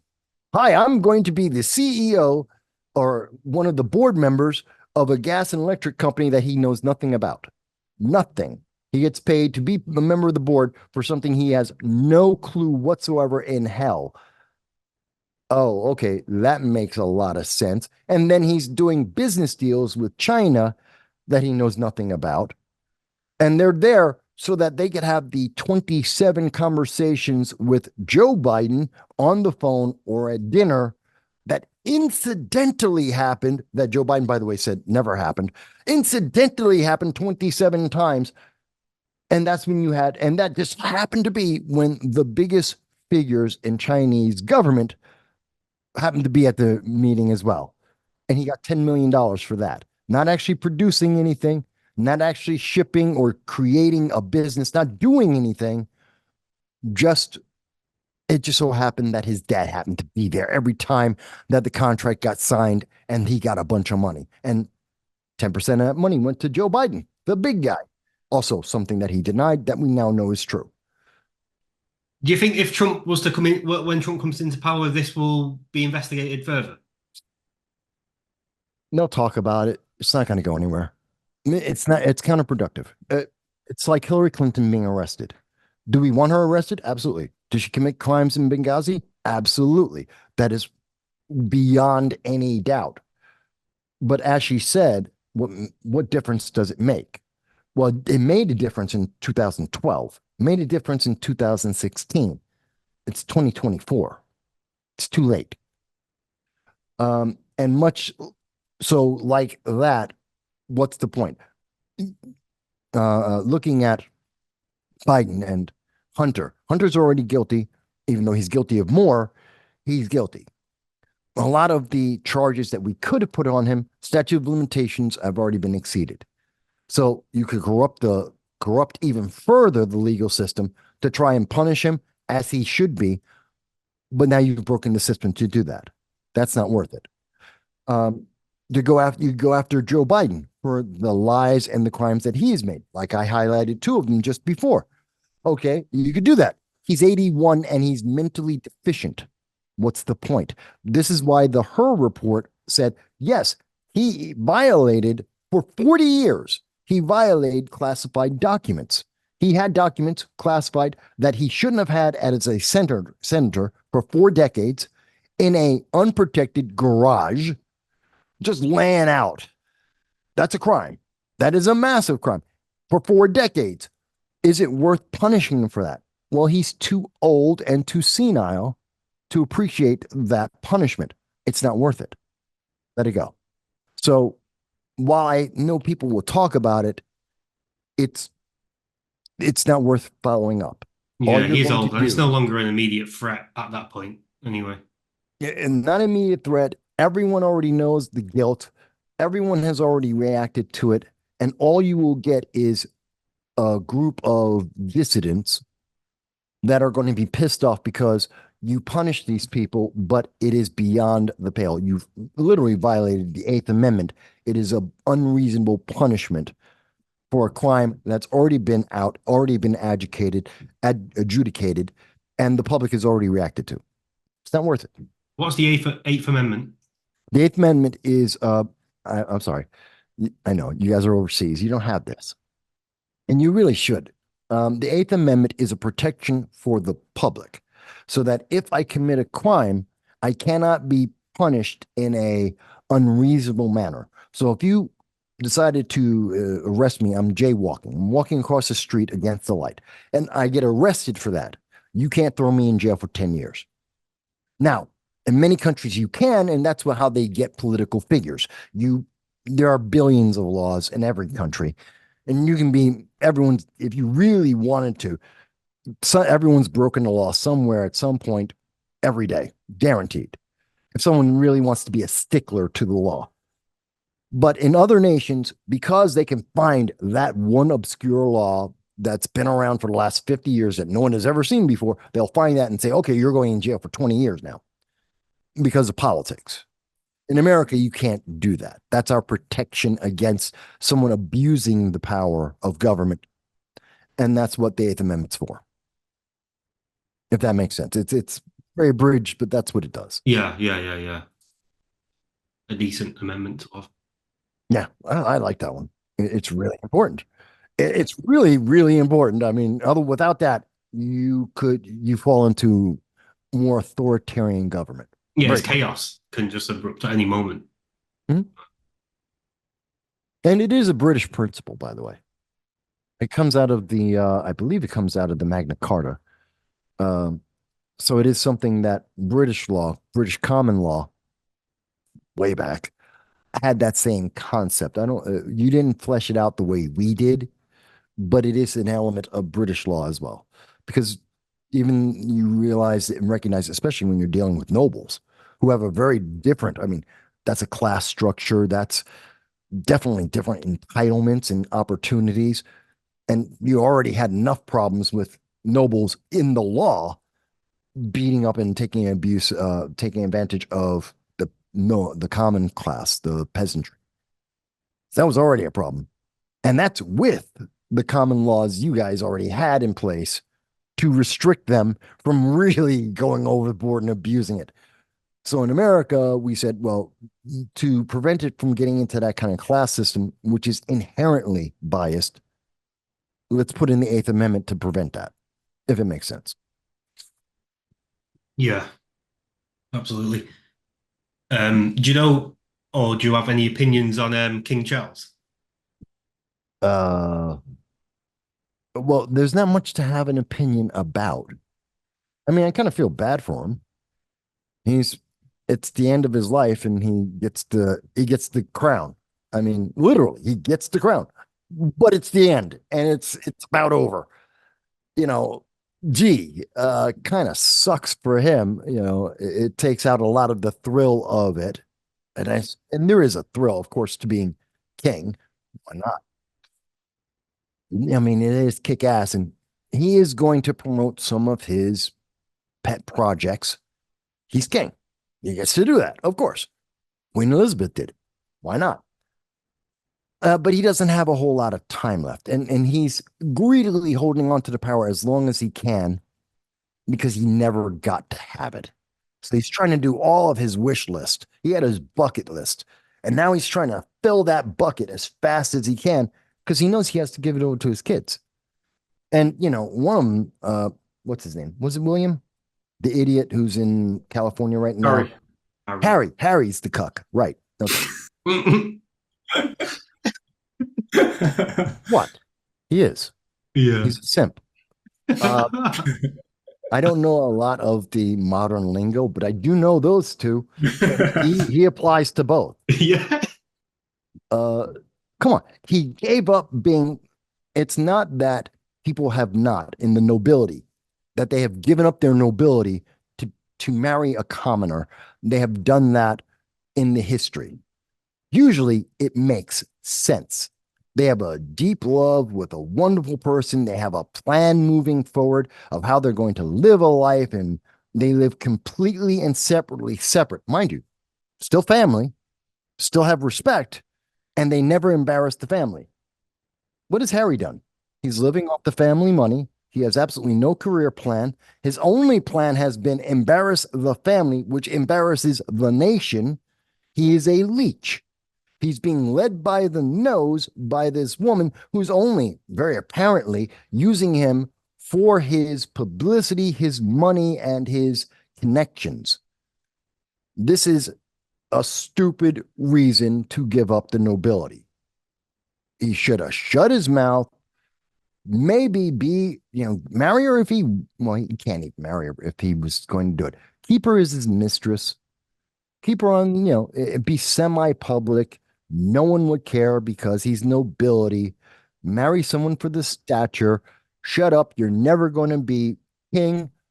Let him alone. Let him do his thing on the sidelines that no one would pay too much attention to. He'd get still some attention. Don't embarrass the family, which is embarrassing the nation. Don't do that and live your life. That would have been his smartest plan. He's not doing that. But, you do have, it is William who'd be next, right? Yeah, William's going to be king next. Yeah. And William's the one who's actually the hard charger, joined into the military, made something of his life, is actually respectable and useful, as I remember. I just forget their names. I remember what they did. And, he's going to be king next. And I look forward to him being king because, he actually is qualified. He's actually useful. Harry's useless. Yeah, that's very true. Well, yeah, Harry's. Yeah. Have I said anything wrong am I wrong about Harry in any way? Yeah, you're right. Because once William becomes king, Harry would just be forgotten about anyway. Nobody would even pay attention to him. Yeah. Well, no, he'll write another book about how horrible it was to Yeah. be the prince of England under his brother, who's now the king. How horrible and terrible my life is. What was it he put in his book? Like when he was in school, people were smelling white powder, and he had no idea what it was. Yeah, okay. I believe that. What's going to be really, really depressing is when he gets divorced, and he will. I'm talking about Harry. He's going to get divorced because she's a money grubbing cow. And she's going to divorce him, probably already in getting close to the process of that if the rare article about them is correct. She's going to move on to someone else with more money and more opportunity. He's going to be, at that point, he will lose half his money. California law, stupid man, moved to California of all the places. Don't move there. But yeah, he did. He's going to lose half of the British fortune he has, which of course they're going to fight because she's not entitled to England's riches. So she's going to get a bunch of money. He's going to have to pay for he's going to have to pay for the kids. And that's going to be an enormous amount of money because we have to keep them at the standard of life that they've had so far, which is a ridiculous amount of money. He's no longer nobility. And at any moment, he can be cut off because he isn't nobility. He doesn't qualify for the stipend anymore. What's going to happen with his life? He's given up everything and he will have nothing to show for it because he's not qualified at anything. All he's doing now is living off of bashing the family. I really feel bad for him. He has nothing to look forward to. When that woman leaves him, he's got nothing. He will be abandoned. Thank God the family loves him, but he's done a lot to piss them off. So he's at arm's distance, and for the rest of his life, he's going to be at arm's distance and be a failure. It's really sad. It's really, really sad. I feel bad for him. Do you know much about Trump's thoughts on central bank digital currencies? Not much. I know he has spoken about considering it. He thinks it's somewhat. I've heard and read some of his thoughts about it. He's still learning about it. Like everyone, most people are still learning about this. It's a uncommon idea. Basically, it's everyone would have crypto. For the audience out there, you would be able to have Bitcoin. You wouldn't be paid in dollars anymore. You'd be paid in a US Bitcoin. So the US dollar would suddenly become electronic. I don't like this. One, I don't like crypto because it's not based on any asset. It's based on feelings. It's based on your belief that that crypto is worth something. There is nothing else behind them. At the end of the day, when you try and liquidate it, you will have to accept and recognize the only value in crypto is people's belief in crypto. That's a problem, which is why they say, well, that's why we need a government and the base value of the crypto will be the government. Well, that would be interesting if there were governments that weren't massively trillions of dollars in debt. Maybe you'd have an argument there, but you don't. But beyond that, here's the other problem. The government owns the electronic money. At any given moment, because they have that control, they can track every one of those digital dollars has a tracker on it. It's part of crypto. You know where that money is and how it's being used, which means the government's tracking you every time you make a purchase. Everywhere that you make a purchase, they know where you made the purchase, they know what you bought, and they can turn it off at any given moment. So if you did something the government doesn't like, you bought something, you went somewhere that the government didn't like, they can suddenly, oops, it was a coding error, crowd strike, and you have no money. Oh, we'll get it back to you as soon as we can. Eventually. And this is the By the way, concern, right? huh? Because this is the concern that what the government could do is, this is one example, is if you've used your car too much for 1 month and you exceeded your carbon allowance, like under the guise of global warming, they could say you've used your carbon allowance for the month, so you can't buy any more gas or petrol. Well, not no. In America, and we already have this in California, where they will turn off your electric vehicle so you can't recharge it because California doesn't have enough electricity to run all the electric items they required everyone to buy. So they mandated everyone to go electric, and now they can't run, they don't have enough electricity to run everything. So they literally have a kill code to stop all the electric vehicles from being able to charge up. And they have used it. That's happened. Now imagine that on a national level. And that's what they can do. It's very much like what China does. It's what everyone talks about with the social credit score. Well, the way to enforce that social credit score is the digital currency by saying, oops, your money no longer counts. You can no longer buy anything. And that's yet again, I don't like crypto. I don't like centralized crypto. And I don't trust any government. I don't care. I don't care what political partisan group is behind it. I don't trust any of them with that much power. Because all it's doing is encouraging big government. Yeah. Well, you're encouraging corruption. I mean, let's be honest. If the three of us were the ones in charge of it, we would be incredibly corrupt. Not because we're inherently corrupt, it's just too much power. Someone eventually will piss us off. And even if it's for just half a second of, you know what, I'm just going to make your life a little bit inconvenient this one time. That's too much corruption. And guess what? Nobody who's in politics who actually can make the decisions are that innocent. Let's be honest. They have a huge list of people they would like to inconvenience for a decade or two. And that's the problem. Has Trump spoken about central bank digital currencies at all? Or But he has spoken about it, and his statements were it's something that he's looking into. He finds it interesting. The last that I recall of him mentioning it, he never said yes or no. Like a neutral reaction to it. And pretty much, which means he doesn't know what the hell it is. And that's where most people don't know what the hell it is. It's crypto people know where it is. Most everyone else doesn't. Um, and most of the people who like crypto like this idea. I don't. And libertarians. Oh, libertarians like it too, but they're out of their mind. the libertarians don't like the centralized aspects of it, but they like Bitcoin. Yes. Yeah, they don't like the central bank digital currency because Yes. yeah, But because of the freedoms that could be taken away.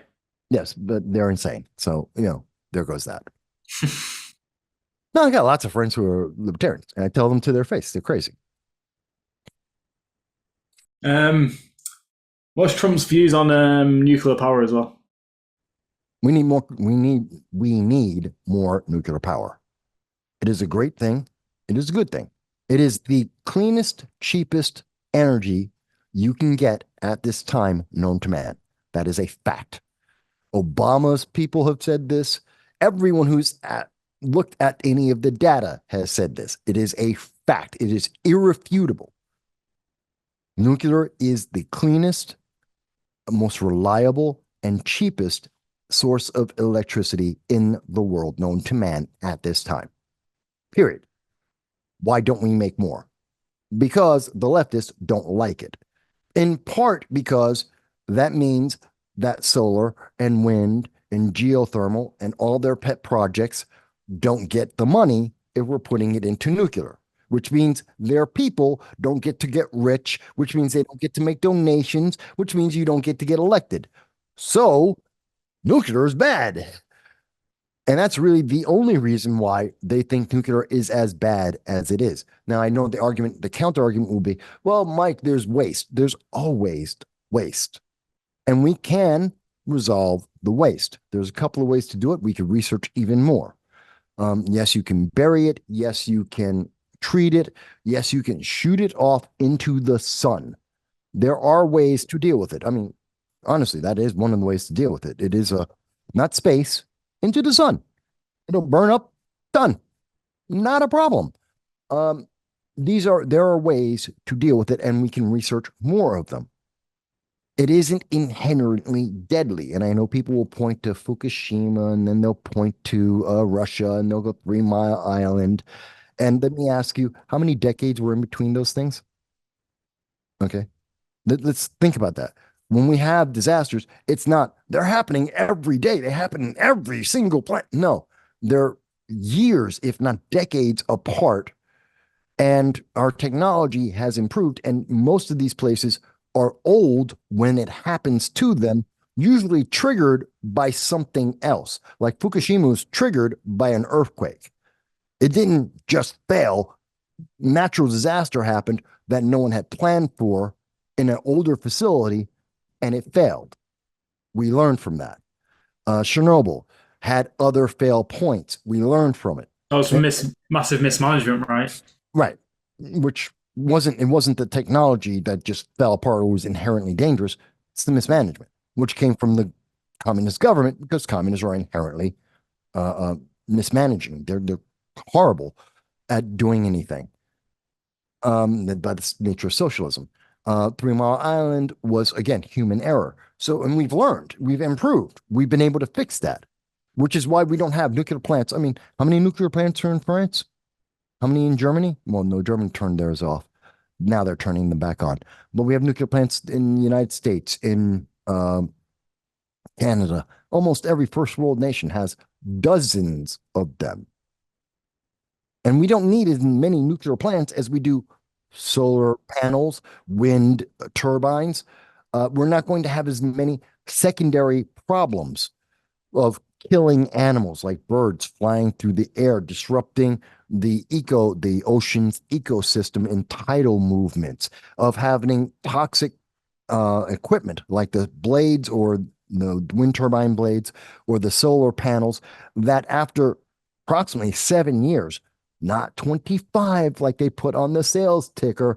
It's real world, approximately 5 to 7 years, and those things are useless and they're toxic as hell, and you can't put them anywhere. They're the same thing as having radioactive waste, except radioactive waste will eventually naturally decay and stop being radioactive. The toxicity of the solar panels and the turbine blades doesn't ever end.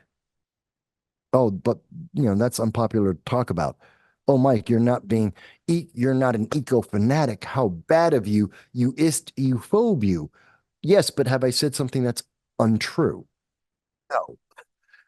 And just like me and Aaron were talking before, when you look at the current solutions that are out there and being pushed now, they take up a lot of land area, whereas the nuclear, you can sort of like build upwards in that, so you're not taking as much trees, nature. That's all being deconstructed and being replaced with all of these crazy alternatives. Yeah. And people keep forgetting that every 7 years, you've got to upgrade that. So you take it all down and rebuild it again. It's massively, that's why if you look at it and you look at any analysis of it, neutral analysis of it, and you will find they're all carbon negative. They are hurting the environment. They never get to be carbon positive. They don't ever make more energy than they're taking out of the system. They don't ever help in terms of the carbon output. They always are negative on it because they're that massively negative. Same thing with electric vehicles. Electric vehicles are never, not one electric vehicle built to date is carbon positive. They're all carbon negative. The stuff it takes to make it will always make it forever a problem, never a benefit. I don't know why we keep doing this, but it's about the sales pitch. It's just Western nations exporting their carbon emissions to like China or India or something, and then they're over polluting their Africa. They're over polluting, and we can then say, "Oh, look, we're on carbon emissions are down by this much." Yeah, 2030 goal. Yeah. Oh, we hit our target. We reduced it. Yeah, but Africa is now, skyrocketed. Like, why are you not reducing your carbon emissions? Yeah. Yeah, you guys are such bad people. By the way, we'll give you another couple $1 billion so that you can be good like us. Okay, it's stupid. It's the endless web of point the blame. Someone else is the problem. Someone else is the fault. It's never the left. It's never their policies. Their policies always work if you give enough money and enough time and you give up a bunch of your rights and freedoms. And eventually, it will always work out. Not necessarily for you, but it will always work out. When Trump comes into power, what do you think he'll do about the Russia-Ukraine conflict? They won't have to. It'll be over. Same thing with Hamas. It's going to be over. As soon as he steps into his position. Before he gets in. It is my belief that between November and December, we are going to see massive changes. And by the way, Biden and Kamala Harris will take all the credit for this undeservedly. But we are going to see somewhere between now and January 1st, we're going to see Russia's going to, and they've already made this offer. They made this offer about 3 months ago, where they said, we will cease fire. We will have peace talks. We want everything we've taken.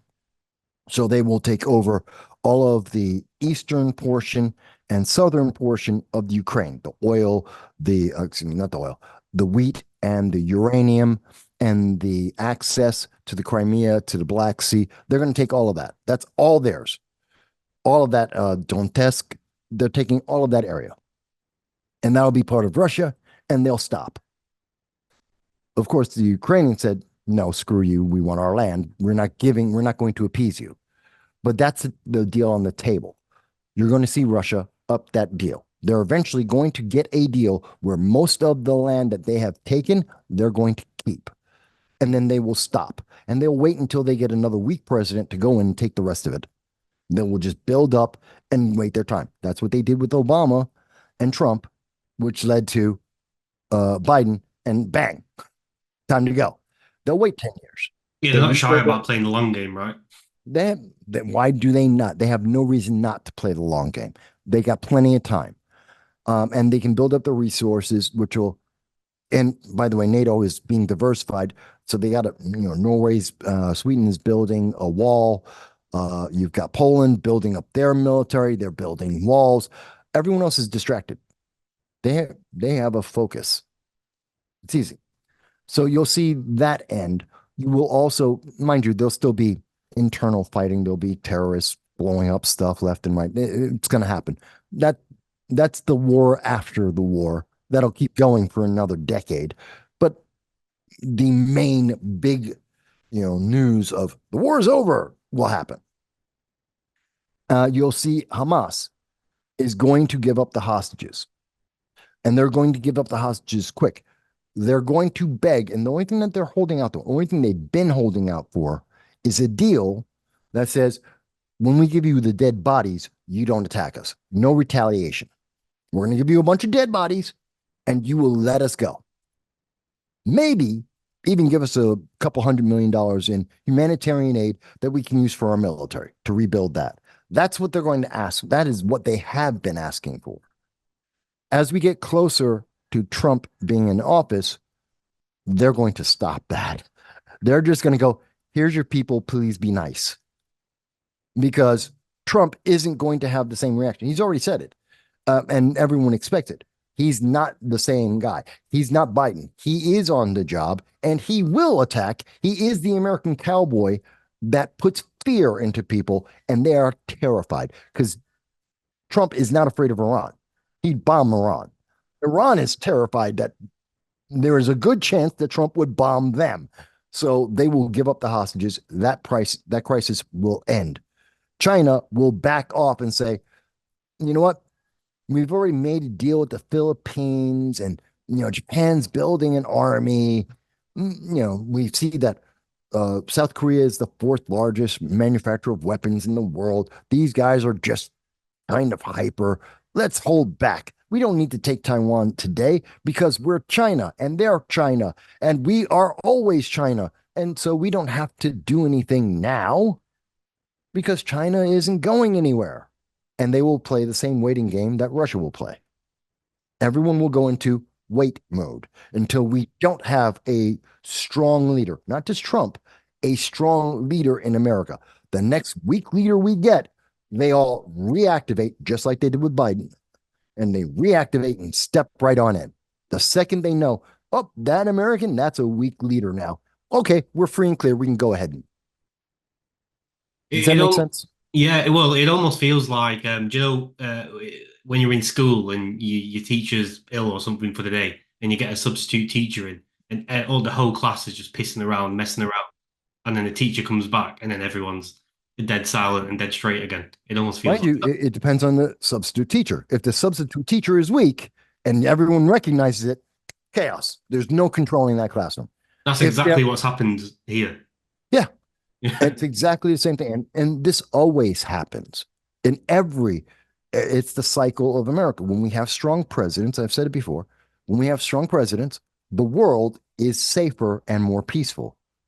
And you can tell us Americans, you're rowdy, you're violent, you're cowboys, you have too many guns, overkill, all of that. Yeah, true. Every single word, don't care because everyone benefits. And you should thank God that we have the cowboy Americans in charge, terrifying everyone because everything gets calm. And when we don't, well, we get what's happening with Biden. The world becomes closer to multiple regional wars. People are dying left and right in places that no one even knew existed before. And we have chaos. You know what? Let the Cowboys in. Cowboys are the good thing.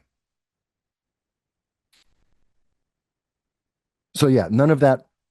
Before Trump even gets in, they will resolve it so that Trump has no excuse to retaliate.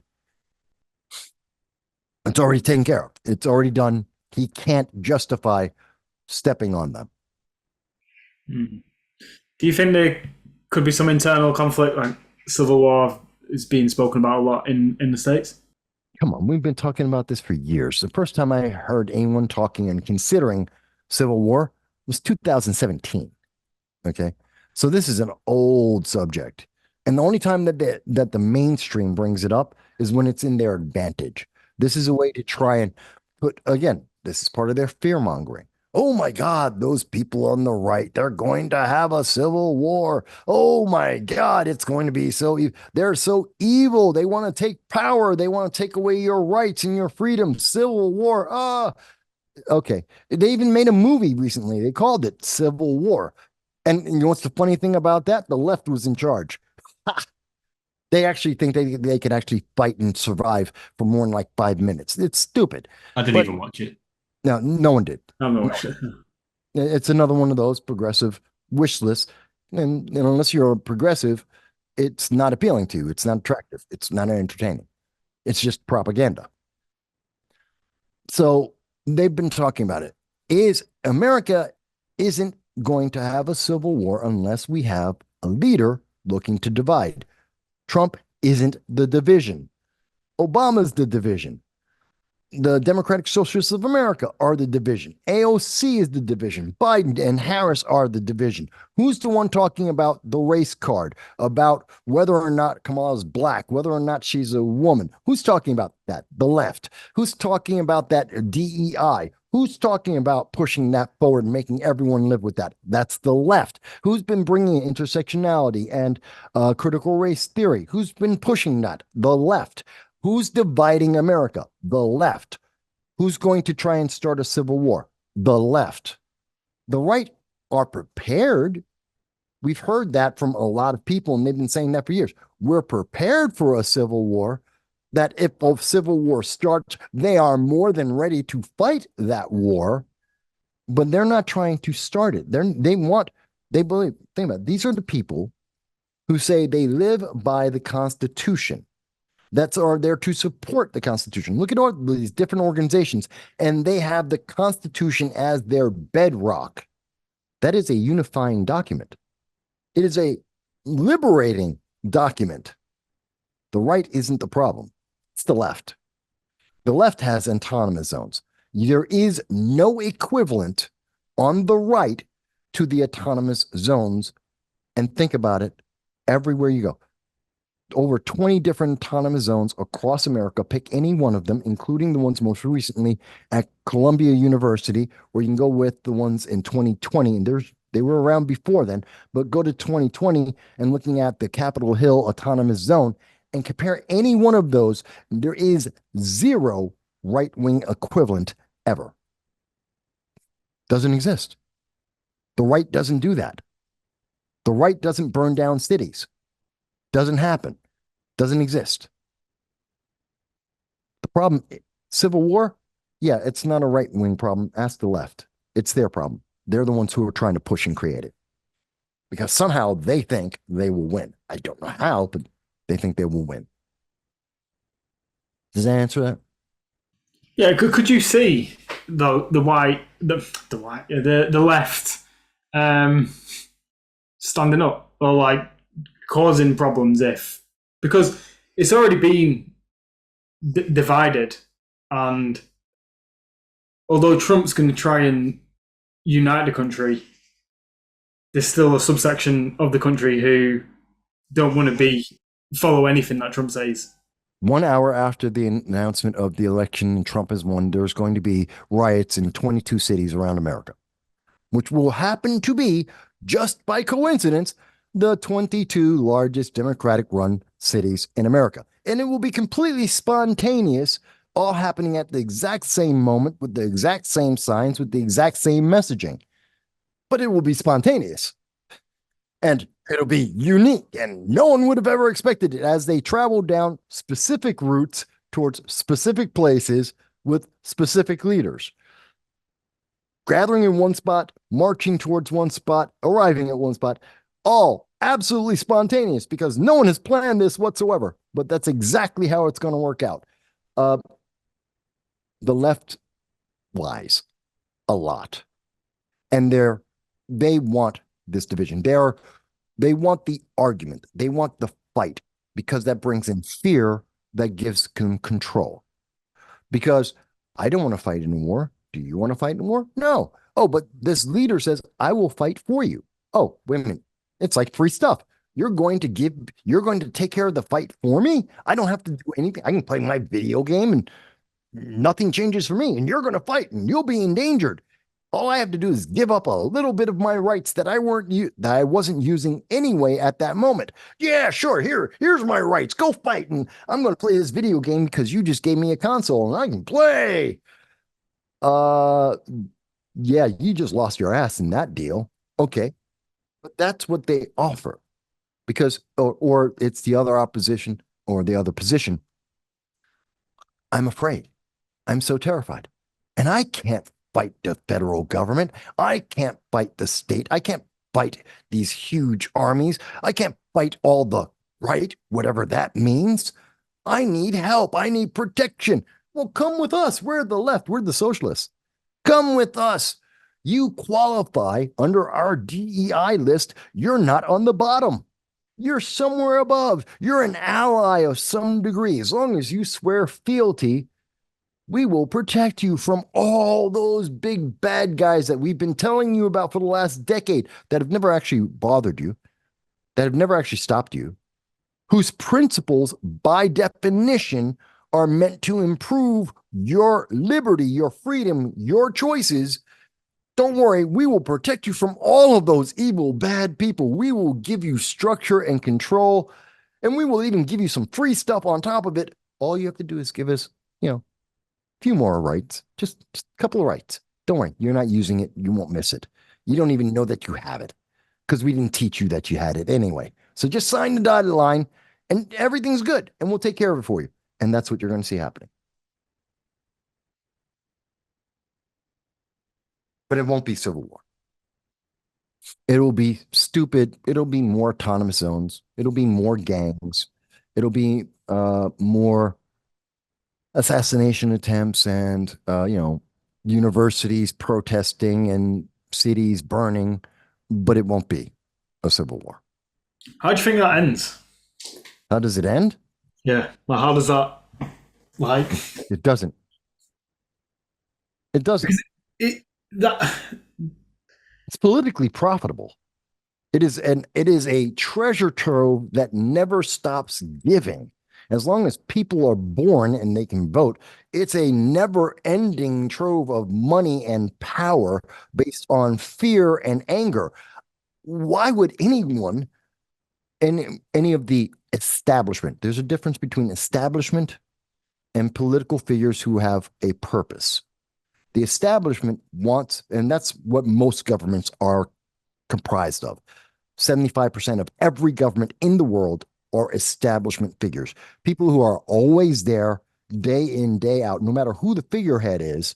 They're going to be here.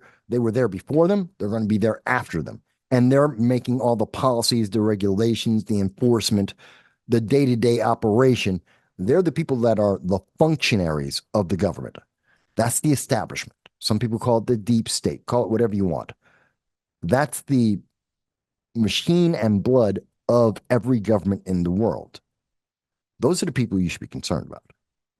Those are the people they're never going to protest.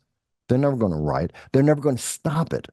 It is their lifeblood. It justifies their existence by having the conflict. It keeps them in power. It keeps them motivated. And more importantly, it empowers them to be able to have that. It will never end. Ever. I don't care who's in. It will always happen. Question is, how can we make it less intrusive, less powerful in our lifetimes? We're not going to get rid of it. It's like saying, oh, I'm going to get rid of corruption in government. No, you're not. You're a liar. You're lying to yourself. You're either lying to yourself or you're lying to me. I don't know which one, but you're lying to somebody. Maybe even both. But you got to be ignorant. You're not getting rid of corruption. It's human nature. It exists in every government ever in the history of mankind. There's going to be corruption. But just like in the movie, what was that movie? Last Man Standing, Bruce Willis. Good movie.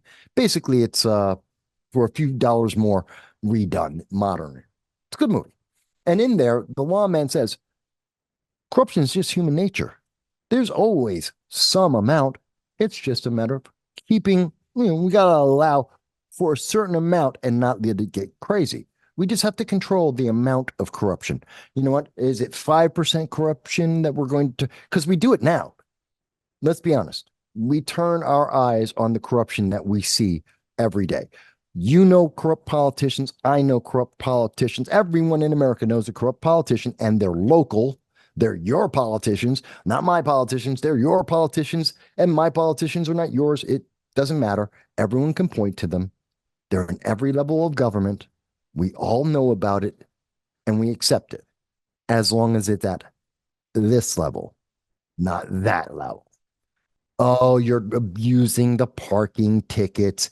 Your girlfriend gets to go into places, or your boyfriend, whatever, your thing gets to go into this event or that event, or they're hired to do security for you, even though they're sitting on their ass eating bonbons. But we, don't care. It's okay. You know what? That's not the worst thing you could possibly do. And yes, I'd hire my brother and my sister to be on my team too, because I love them. You can And why resonate shouldn't with you? that sort of corruption a lot easier. Yeah, I want my kids, my family to be able to live a little bit better and work a little bit less. Don't you? Of course you do. We can live with that. Okay. As long as it's in bounds. Now, if you're trying to sell state secrets to a foreign country like China, that, somebody with the name Hunter might possibly consider doing, now you crossed the line. Now you've gone too far. That's not the same thing as, Joey deciding that he's the head of security, even though he never stops playing video games and get out of his basement. I can live with Joey in the basement. I have a problem with Hunter in China. I got a problem there. There's a big difference. They're not the same. Yeah. Yeah, that's a really, really good way of looking at it, to be fair. It's when it starts interfering too much with the day. Like we can see corruption now that's interfering with our day to day. We can see it with censorship, for example. We're not allowed to really just sit down and this conversation, realistically, that we have, the multiple conversations that we've had, they're not really allowed in the eyes of these guys, these globalists. Oh, they hate it. They hate it because we're thinking and we're working off of, mind you, this isn't inside base. Well, maybe a little bit, but the amount of information we're basing this off of is mostly public knowledge. It's just stop, take out the emotions and think. Let's have a conversation about the facts as they exist. Not notice, I really haven't been talking about what I politically think. I haven't been talking about how I feel. I don't think you've heard me say once, I feel. I don't care. You don't care. You don't care what I feel. That's not important to what is happening, what isn't happening, what is likely to happen. That's an entirely different conversation than how I might feel about it, because who cares how I feel about it? I'm one guy. There's 10 million other people. They have different feelings too. So who cares? And they don't want that, because that means we've critically looked at the information. We've understood it. We've actually absorbed the information. And then we've applied our logic, our thoughts to that. You're not supposed to do that. Because Yeah, well, the conversation I was having with Aaron earlier before, obviously, this conversation now is a lot of people just get the facts that the media gives them and they take it all at face value. This piece of paper says this, therefore this is correct. But then what I was saying was you get this sort of layer of people, yourself included, who take all of this information and then start connecting the dots and start putting certain pieces of paper next to the other piece of paper to compare the two. And that's where stuff's not allowed. And it's exactly what you're saying, you're going at one level deeper. And it's not really by doing too much more work, but you're just comparing and connecting dots. That's all you do. yeah, look at three different, you want to see the truth. Look at a newspaper article on the same subject, the exact same subject. Go to a left source, a right source, and an international source. I don't care where you are in the world. Doesn't matter what government you have. Look at the left, the right, and an international source on the same exact subject and read those articles. And the answer is somewhere in between all of those, put them all together, you will get more of the truth than any one of those three provided to you. That's the reality. But most people don't read a story three times. They'll read the headline once, not the story, the headline once, and say, I understand it all. No, you damn well don't. You don't even understand what the headline said. Let's be honest with each other. That's the reality. But that's what you're supposed to think because now you are moldable. Now you are shaped because you are moving and acting based on emotions rather than facts. And I know people get pissed off when I say that because they're being emotional, because they don't like it. And I'm not saying that I'm immune to this. I react emotionally too sometimes, and I have emotional outbursts sometimes. We all do. It's human nature. But in terms of politics, the answer is, and then stop, breathe, and go back. And actually, this time, read the story and then read the story three times from those, those three different sources, and then make a decision. And by the way, don't forget that there was 3 years or 5 years or 30 years, or more of information on that very same subject. This isn't new. There are things that led to this point. And therefore, if we understand what's happening now, we understand what happened in the past, we throw away our emotions about it, we can then predict or have a good chance of predicting what's going to happen in the future. And that's where you're dangerous. How did I know Joe Biden was mentally deficient? Because I looked at what he's been doing for years. I've been listening to him for years. I've compared his speeches for years. And it leads me to the conclusion long before this that says Joe Biden is a zombie. He's not all there. Oh, you're just being an ageist Republican. You have no idea what you're talking about. Oh, there he is on the debate stage. Oh my God, he was right. Mind you, you're not going to give me credit. Not going to admit that this is something. They won't even admit. How long has this been the case? Again, I go back to something I asked way earlier. When people may have forgotten. How long have they been lying to you? How long has Joe Biden been a part-time president? Not one news media station has asked that. Why? And that's important to the world. That affects every single country he's been dealing with. Scary, isn't it? Yeah, but it is scary when you look at it, but it does. For some, I don't know, for some reason, with everything, with him stepping down and all of that stuff, and I know the assassination attempt was probably one of the worst things that could happen, but at the same time, the silver lining that's around that is Trump's going to come back in, and it does seem that there's like a bit of a light at the end of the tunnel, because I don't think 4 more years of this Biden nonsense would have been good for anyone. I don't think it'd last 4 more years. No way. One, he wouldn't last, but it's not about him. It's about the progressive movement. It's about the movement towards the left to socialism. And no, we are still on that path. Let's not misunderstand. Trump isn't stopping that and reversing everything all at once. Just like Europe isn't suddenly becoming right. They're moving towards center right. The votes were to go to the center right, not that they're already there and they're going to keep going right. So to give it that perspective there, people misunderstand the process to change for the end result. As an example, Trump walks in January 21st, 2025, and I guarantee you America will still be in a recession. As I've said before, America's in a recession. We won't get out of the recession until the end of 2025 at the earliest, more likely 2026. This isn't new. I've been saying this. It's documented. I've been saying this for weeks, if not months, if not years. We've been in this recession since 2022. We're not out. Trump isn't going to instantly stop that. He can't. The dominoes have already been put in place. They have already fallen. We're dealing with those consequences. So people go, well, Trump's going to solve it. Well, he may fix a lot of things.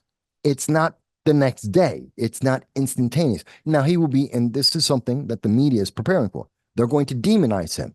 You will hear in February, the economy's so devastated. It's so horrible. It's all Trump's fault that we're in a recession. We're in a recession already. In America, unemployment's at 4.1% and increasing. We have well over 20% inflation. That's not turning around, within a month of Trump getting in office. It doesn't happen that way. He will be blamed that way. He will be blamed for, oh my God, look how horrible it is. But these are dominoes he's dealing with. He's got to pick up the dominoes and replace them before he can ever start trying to do anything else. This is the problem. No, Keir Starmer could probably make the same argument, except Keir Starmer is more about kicking the dominoes all across the room rather than trying to actually pick anything up. That's his political ideology. Let's be honest. Why in America do you have that gap? So you have the election, and then in January, the new president comes. Assumes power. Why doesn't it happen? Why does it happen straight away? Because it's insane and stupid to think that you can actually transition like that. Keir Starmer's in now. Do you really think Keir Starmer's in full control right now? What? Yesterday you had Rishi Sunak. Today I have Keir Starmer. No. Come on, no. You can't. The dominoes are in place. The machine is moving. And you're telling me that you've completely switched out all the gears? That you've changed the direction diametrically and the ship just turned? You turn your car to the left. You don't make a 90-degree right turn. You curve. It takes time to make that change. Well, it's like a CEO taking over a business, right? Yeah. Again, same idea. And very much when we're talking presidencies, when we're talking leaders of governments, we're talking CEOs. It's the same concept. You have to put in new policies. You have to hire new personnel. You have to make sure they're qualified for what they're doing. You have to establish what are your policies and what are the guidelines of that policy. And then you have to start implementing that and either let it filter up or filter down, depending on the policy and what you're looking to do. And that takes time. So when someone says, oh, but I have a brand new government and I'm Keir Starmer and everything is different because I woke up this morning. One, you're megalomaniacal. You're also delusional because you didn't change anything yet. Just because you woke up and you said, oh my God, I've got the votes. Osmosis. I am the God of England. No, you're not. It's so maniacal to believe that. And I'm sure he wants to believe that. But I know he's smart enough, to be fair, he's smart enough. He knows that's not true. That's for the cameras.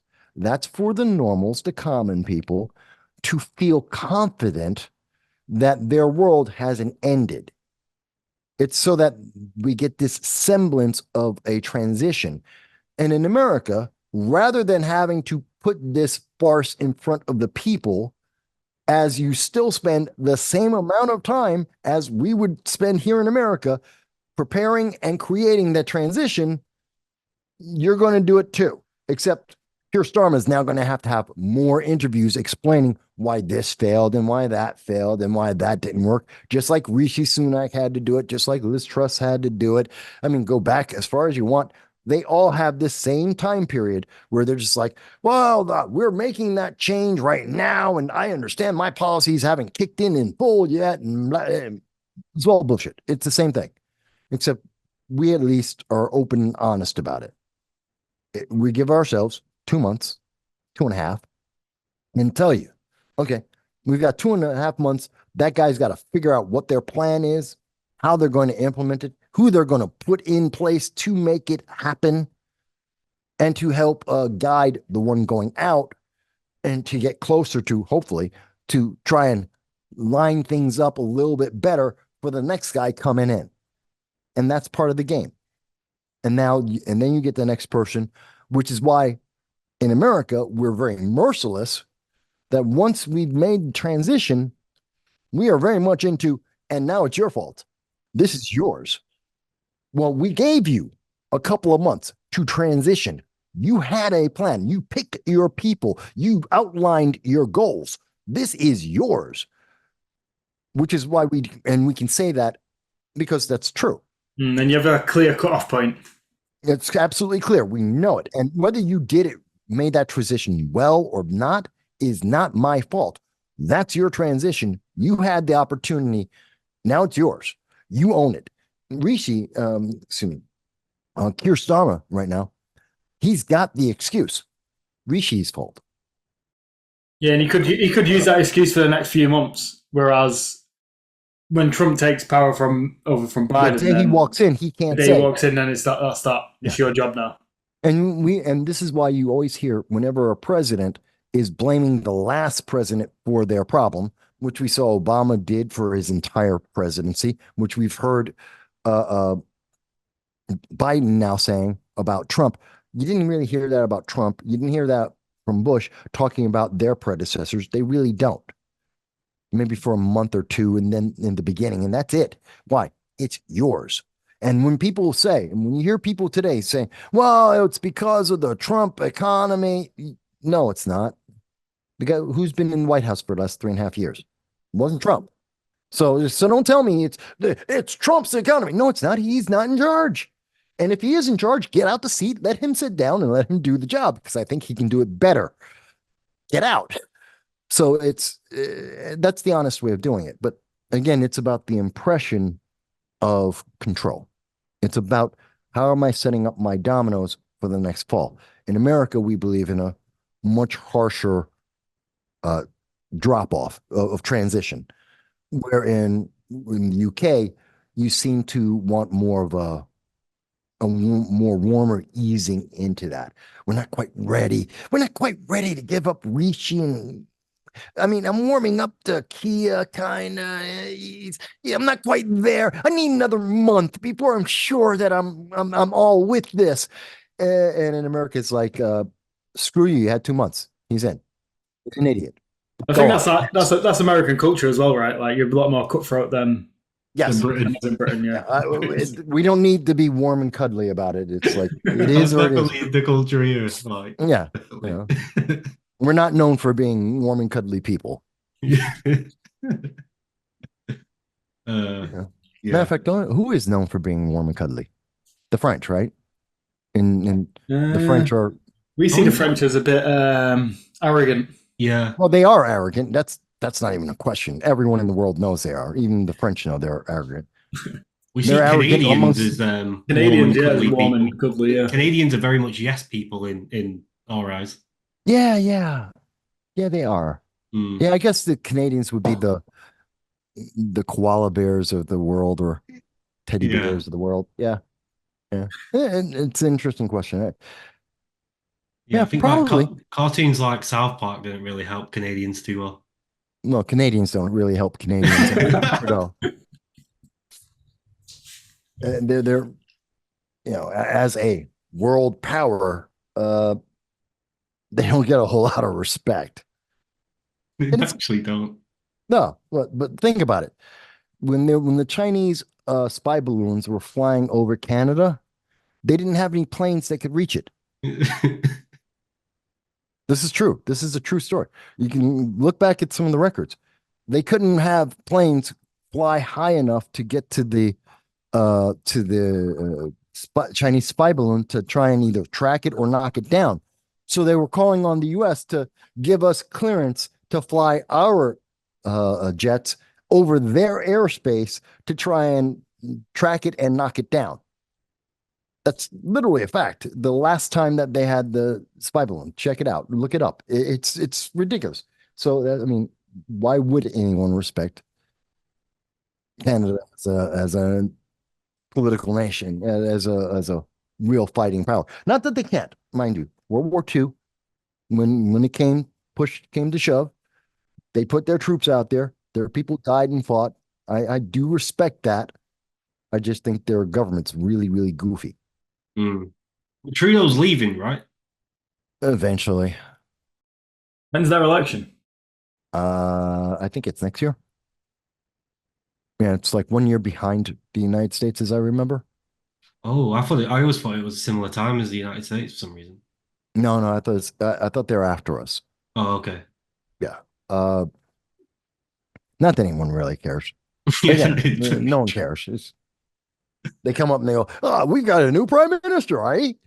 It's like, oh, and what was the name of the last one? It's like, who cares? Yeah. And they're too polite to, be pissed off about it. Yeah. That's the thing. That's why everyone picks on them so much. It's like, and they're too polite. Oh, sorry, eh? It's like, no, be pissed off. Punch someone in the face. No, we don't do that here. Okay, well, we do. That's America. Yeah, that is true. Um, it's rumored that Joe Biden's currently in Dead? well, dead or in what's it called? Hospice. Hospice, that's it, Hospice. where you go Yeah, before. yeah, yeah. I heard dead. That he's on his deathbed and he's dying, and I mean, it's just because of the nature of the way these things went. Again, all week, I won't give up power. I will not run. I will not stop. I will not endorse anyone. It's me. It's me. It's me. Which is actually very selfish, very greedy. A lot of people got pissed off at me when I said that because he is being selfish and greedy. It's not about this is good for America. It's his power. He wants it. That's selfish. He's not considering someone else might be able to do it better, especially since he has dementia. Doesn't want to consider that. That's selfish. That's greedy. And then he suddenly disappears, and suddenly there's a 180-degree turn in his policies, and we don't see him, and we still haven't seen him. Yeah, so via social media. Yeah. So the answer comes out, and someone said that one of Kamala's he called into a rally by Kamala where she accidentally started to say that it was a recording and not Joe Biden himself that was speaking. It's conspiracy. When you have failed America this much, when everything you have done has been proven to be a lie, we have absolutely no reason to believe anything that the mainstream media has said because they have proven to us that they are more than willing to lie to achieve a goal. Joe Biden's a part-time president working 6 hours a day, and they knew this for years. The leadership knew this for years. We have no reason to believe anything. Therefore, you have the conspiracies come up, and it fits the stories, the ideas that fit that narrative. You have to run with it. Why wouldn't I? It's not like I have a reason to trust the mainstream. They have screwed me, and I've proven they have screwed us. So why should I not accept that this would be something else they would do? Do I think Biden's dead? No. Do I think he's in hospice? No. I think he was secluded so they could yell at him and force him, literally elder abuse him into giving up power. The compromise was you don't have to give up the presidency yet, which he should have. If he's not capable of running for an election, he's not capable of running the country. Get rid of him. I've said he should be out for years for this reasoning, and now that reasoning is even more valid. Well, shouldn't it? Do you not think it should be mandatory for these presidents to have a cognitive test in general? In general, no. We've never had this question before. But when we have someone this old and this weak, yeah, I want to see it. Generally speaking, if the public is doing their job, we don't need it. If the media is doing its job, we don't need it. Again, we didn't need a cognitive test. We needed a debate. Yeah, yeah, and that was enough information there. Yeah. And if the Democratic Party didn't rig the primary, they said, remember, it was a little over a year ago, they said, there is absolutely not going to be a single debate with Joe Biden. You accept him. He is the candidate. You're going to approve him, period. No debates, no discussion. If they had those debates, this would have come up. And we would not have, and it wouldn't matter whether you had a cognitive test, we'd see it, and we wouldn't be in this position right now, be an entirely different world. So I don't necessarily think we need cognitive tests. We need access and transparency. And that will, rightly or wrongly, that will give the public its answer. Yeah, which we've just seen, right? You've just Yeah. laid that out. Yeah. Yeah. And I think that's part of why they never put that into the Constitution. The leaders thought, no, if you're listening to the guy and the guy's talking, you'll know if he's, because a lot of them weren't young people. Ben Franklin was not a young man when they wrote the Constitution. These weren't young people. But they knew the difference of someone who was lost, who had lost their mind, and someone who didn't. And the answer is, okay, talk to him. You will know. So it was assumed we're going to talk to them, so we will know. Yeah. That's so true. Just a general conversation answers 90% of the questions that you have. Yeah, really quick. This is not, you don't have to be Sherlock Holmes. We will figure this out. Yeah. Well, he had a 22-minute interview like you was discussing before, and it only took us 22 minutes to realize Yeah, exactly. something wrong with it. It does not take long. Crazy people cannot hide their crazy. And they don't think they need to because they're crazy. So they're very open about it. Same thing with people who have mental disorders or dysfunctions. They don't hide that. They can't hide the symptoms because they don't even realize they have the symptoms. What's his name? In Pennsylvania, the had the stroke. I'm forgetting his name now. Fetterman. That's it. John Fetterman had a stroke. Couldn't hide it. Couldn't hide it if he wanted to hide it. He couldn't speak. He's still mentally deficient. This is a medical condition. I'm not picking on the man. He medically had a stroke. It screwed his brain. Period. This is a medical fact. He can't hide that if he wants to. He can't read properly. He can't speak properly. He mixes up words. He's gotten better. He still screws it up. He can't hide it. It's just what it is. And you have a conversation and you will hear it. It comes out very apparently. So, there's nothing you can do about it. That photo of Trump after the assassination attempt, where the American flag's there and he's got his fist in the air. Such a fucking cool photo. Oh, yeah, that's $1 million. Yeah. And the idiots on the left are trying to say, see, it was staged because look at who would naturally get that. It just happens. If you take enough, I hate these people who are like, oh, but you couldn't get all those photos. They had to be all staged. I was at Freedom Fest. Do you know how many photos I took? 10,000. 10,000 photos. On any given day, I had over 2,000 photos. I've gone to political events and I'll walk home with at least 2,000, maybe 2,500 videos. I have multiple frame. I have it continuous shooting. I carry 3 cameras very often to many events I go to. Almost always at least 2, sometimes 3. And I'm switching between cameras, which have different speeds, obviously different colors, looks, different camera speeds, shutter speeds that are going off.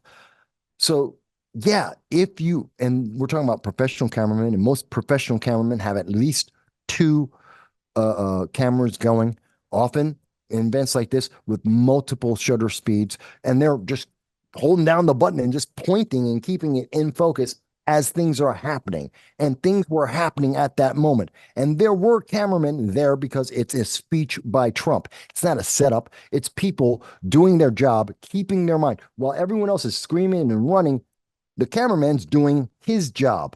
His job isn't to scream and run. It's to capture the moment.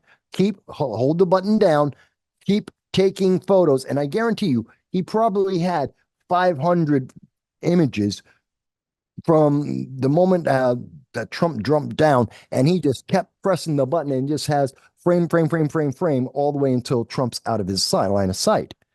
That's just the one frame out of those probably 500 that is the perfect expression. But but they use it again. It's the left. They have to find a way to justify their side. They have to find a way to attack Trump.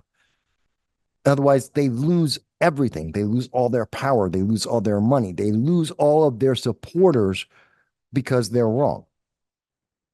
So they have to try and attack the character, attack the event. It's sad. It's really sad. Yeah, it's clutching at straws. Yeah, it's like when you're at well, for example, a football match or soccer match. Well, it's I'm with you. when they score a goal, every single cameraman's probably taking like 100, 200 photos of the celebration, and they're some of the most iconic photos that you get of football players. It's the exact same thing here. That happened, and you had hundreds of photographers taking hundreds of photos. You're Yeah. bound to get Remember some. Pele and all his, and there's that one image of him where he's in the bicycle kick, he's upside down and he's just contacting the ball. See how many images they took? That wasn't staged. He just took a lot of photos and somebody got the one The photo, at yeah. that moment. Yeah. It's not staged. That's their job. That's like they take the best photo and they're going to sell that photo for the most money. Yeah. Of course. You're going to sell that forever. Yeah, That's going to be yeah, iconic. that's an iconic photo now. Yeah. God knows I try. I want an iconic photo. What do you think? I take 10,000 photos. I want that iconic photo. I don't know which one it will be. I know what I would like it to be. One of the ones I own. One of the ones I own and I think are good, but you don't know. But yeah, I And- do photography myself, and if you go out and take 2,000 photos, you're probably not even going to use 100 of them photos. Oh, God, no, maybe 20. You'd be lucky if you get anywhere above 20. Yeah. It's because for lots of reasons.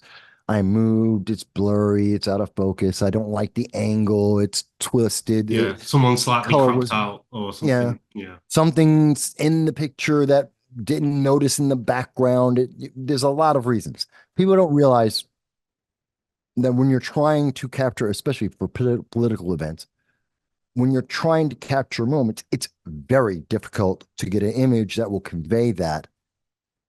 So that's why people take thousands. I mean, look at the cameras we're using and look at the memory on those cameras we're using and the lenses that we're using. They're not just, mom and pop. I bought the camera. It's got this built-in solid, impossible to move lens. We've got replaceable lenses. We've got like 3, 4, 5 different lenses. And that's why you see those lenses. They're like, this big and they're right that round. There's a reason for it, and that doesn't mean we're staging it. It just means trying to get the image. If we go to Trump speeches, have you ever been to one? Many, several. Well, not many, several. Yes, and I Are love they it. good? Huh? Are they good? Like the atmosphere and They're good. They're positive. Lots of people having a great time, having fun. It takes 6 hours to get into the event. Oh, wow. Then you wait another 3 hours before you actually get Trump on the stage. That's normal. And I've done this multiple times.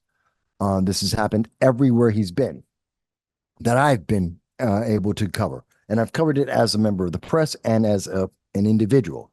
So I've had access to things like when Trump is on Air Force One, when he was president, he was getting off of Air Force One. I was part of the press pool that was covering that moment. And we were out there, out on the tarmac 4 hours before the plane ever landed. Oh, I've seen a selfie of you doing this. Huh? I've seen a selfie that Yeah. you took of you doing this. Yeah. Because we had hours. We were sitting out there for hours. And then once he left, we were still there for another hour after he left before they would let us leave. So I've been through, and you have to be Secret Service certified to even get onto that press pool. So a lot of members of the press who wanted to be there got turned down. So they did a background check and said, nope, you're not going onto that stage. You're too close. So there's a lot to it. And plus all of it, and God knows you had to have all your equipment looked into and reviewed. It was stupid. So I've been through this a couple of times. The big thing about one of the things that really gets me is the last time in the Bronx. When Donald Trump went to the Bronx, I was there. I covered that event. 6 hours of, I got there at 12 noon. He didn't get on to the stage until I believe it was about 6:15 that he got on stage. So 6 hours, literally 6 hours there. And there were people in line before me, at least by an hour or two before me. So we get in there, and I can tell you that in the sky, 4 hours, 2.5 hours before Trump actually showed up on stage, there were 4 drones in the sky, plus 2 helicopters that I could see. That's what I could personally see. 4 separate drones, 2 helicopters watching the whole group, plus all of the security on the ground. I don't understand what happened when they tried to assassinate him. I'm in the Bronx. It was in a park.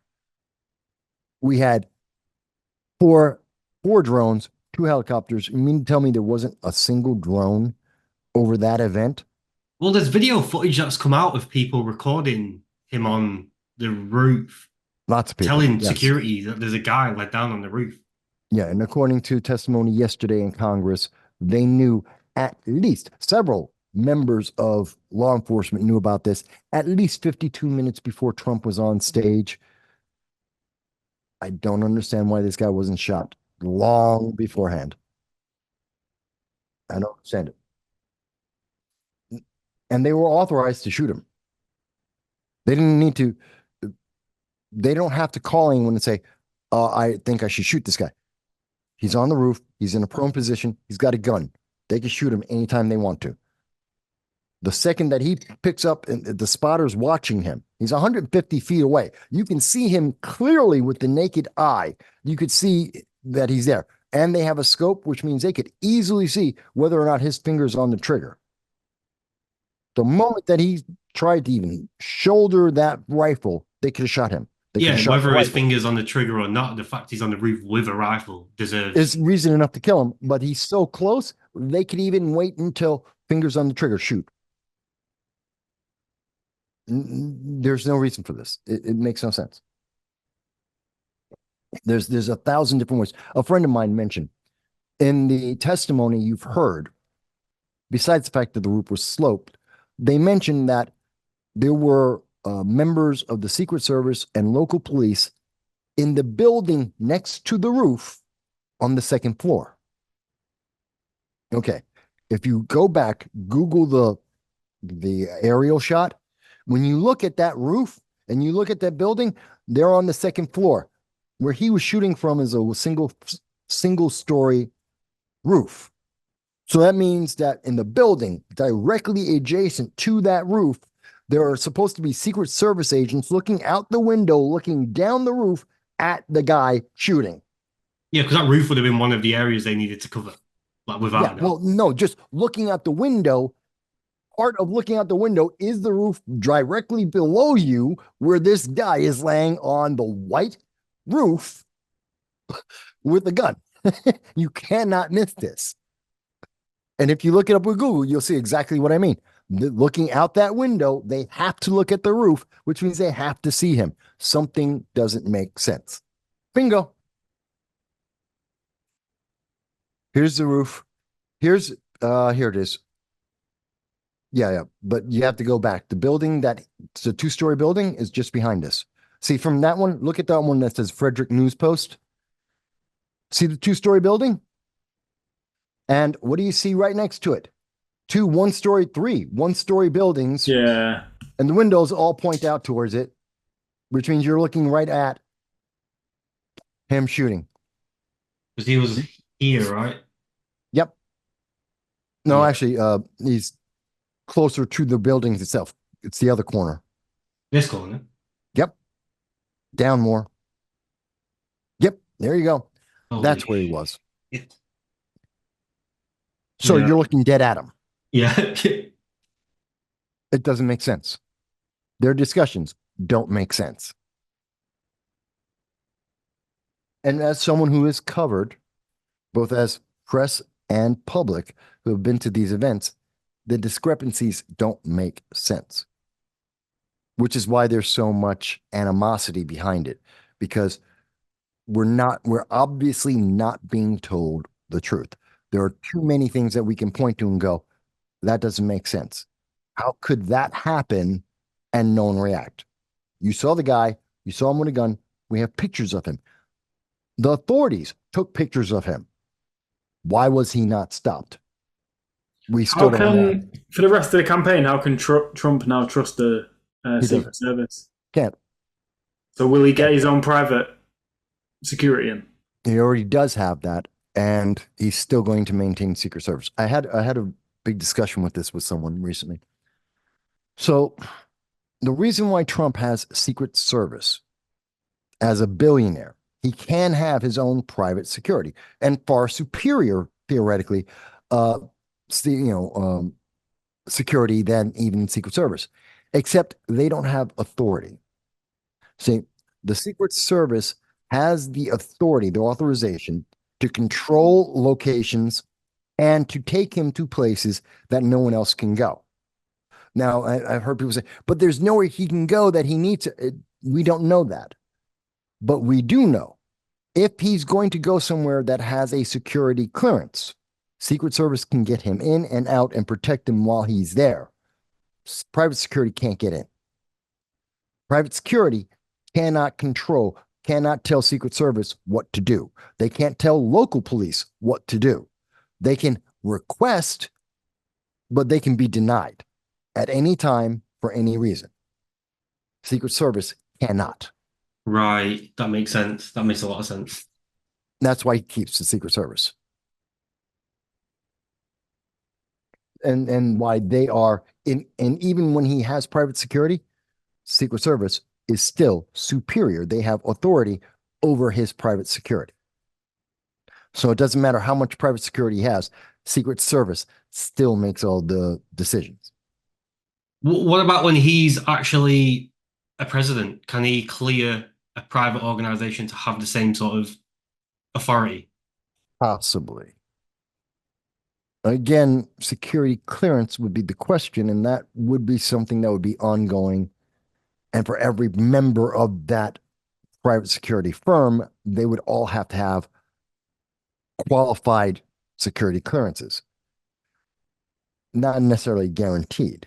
It's a lot of security leaks there. Yeah. Potentially. Yeah. Because there's all the backroom stuff as well that you got to consider. All the background, and you have to be constantly aware. And any of your members could be who have within that firm may have access to information that could be leaked, and some of the information may not even you may not even know that it's sensitive until long after the fact. Yeah. So It's way too dangerous, isn't it? Yeah, you're multiplying your risk. Yeah. Why do that? Yeah. And quite honestly, Secret Service are fantastic at what they do. How many people have been killed under Secret Service? That's true. Yeah, they've got a good rate. Yeah. They're really good at what they do. The problem, it's like anything when you're dealing with terrorists or terrorism. The terrorists need to be right once. Everyone else has to be right every other time, and so it's an imbalanced kind of situation.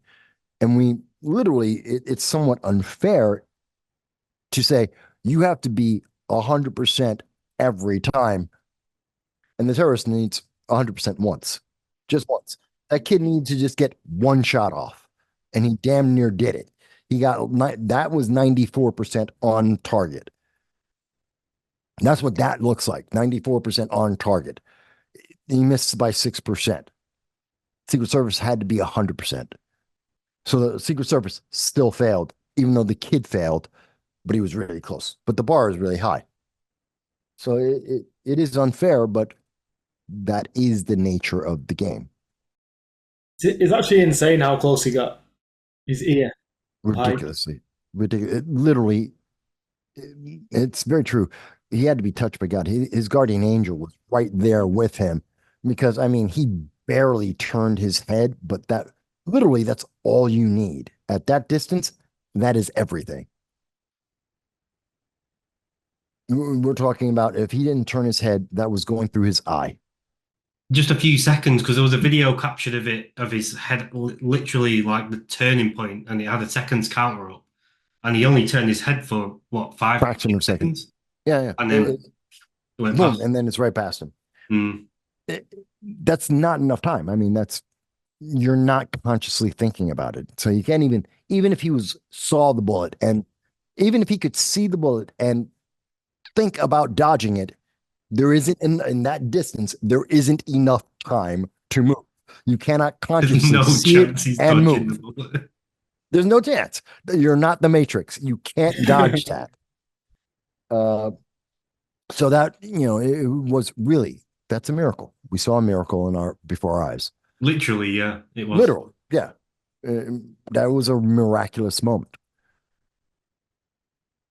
It's what do we do now? We got people who we got people who want to deny the miracle, people who want to detest the mirror. Think about it.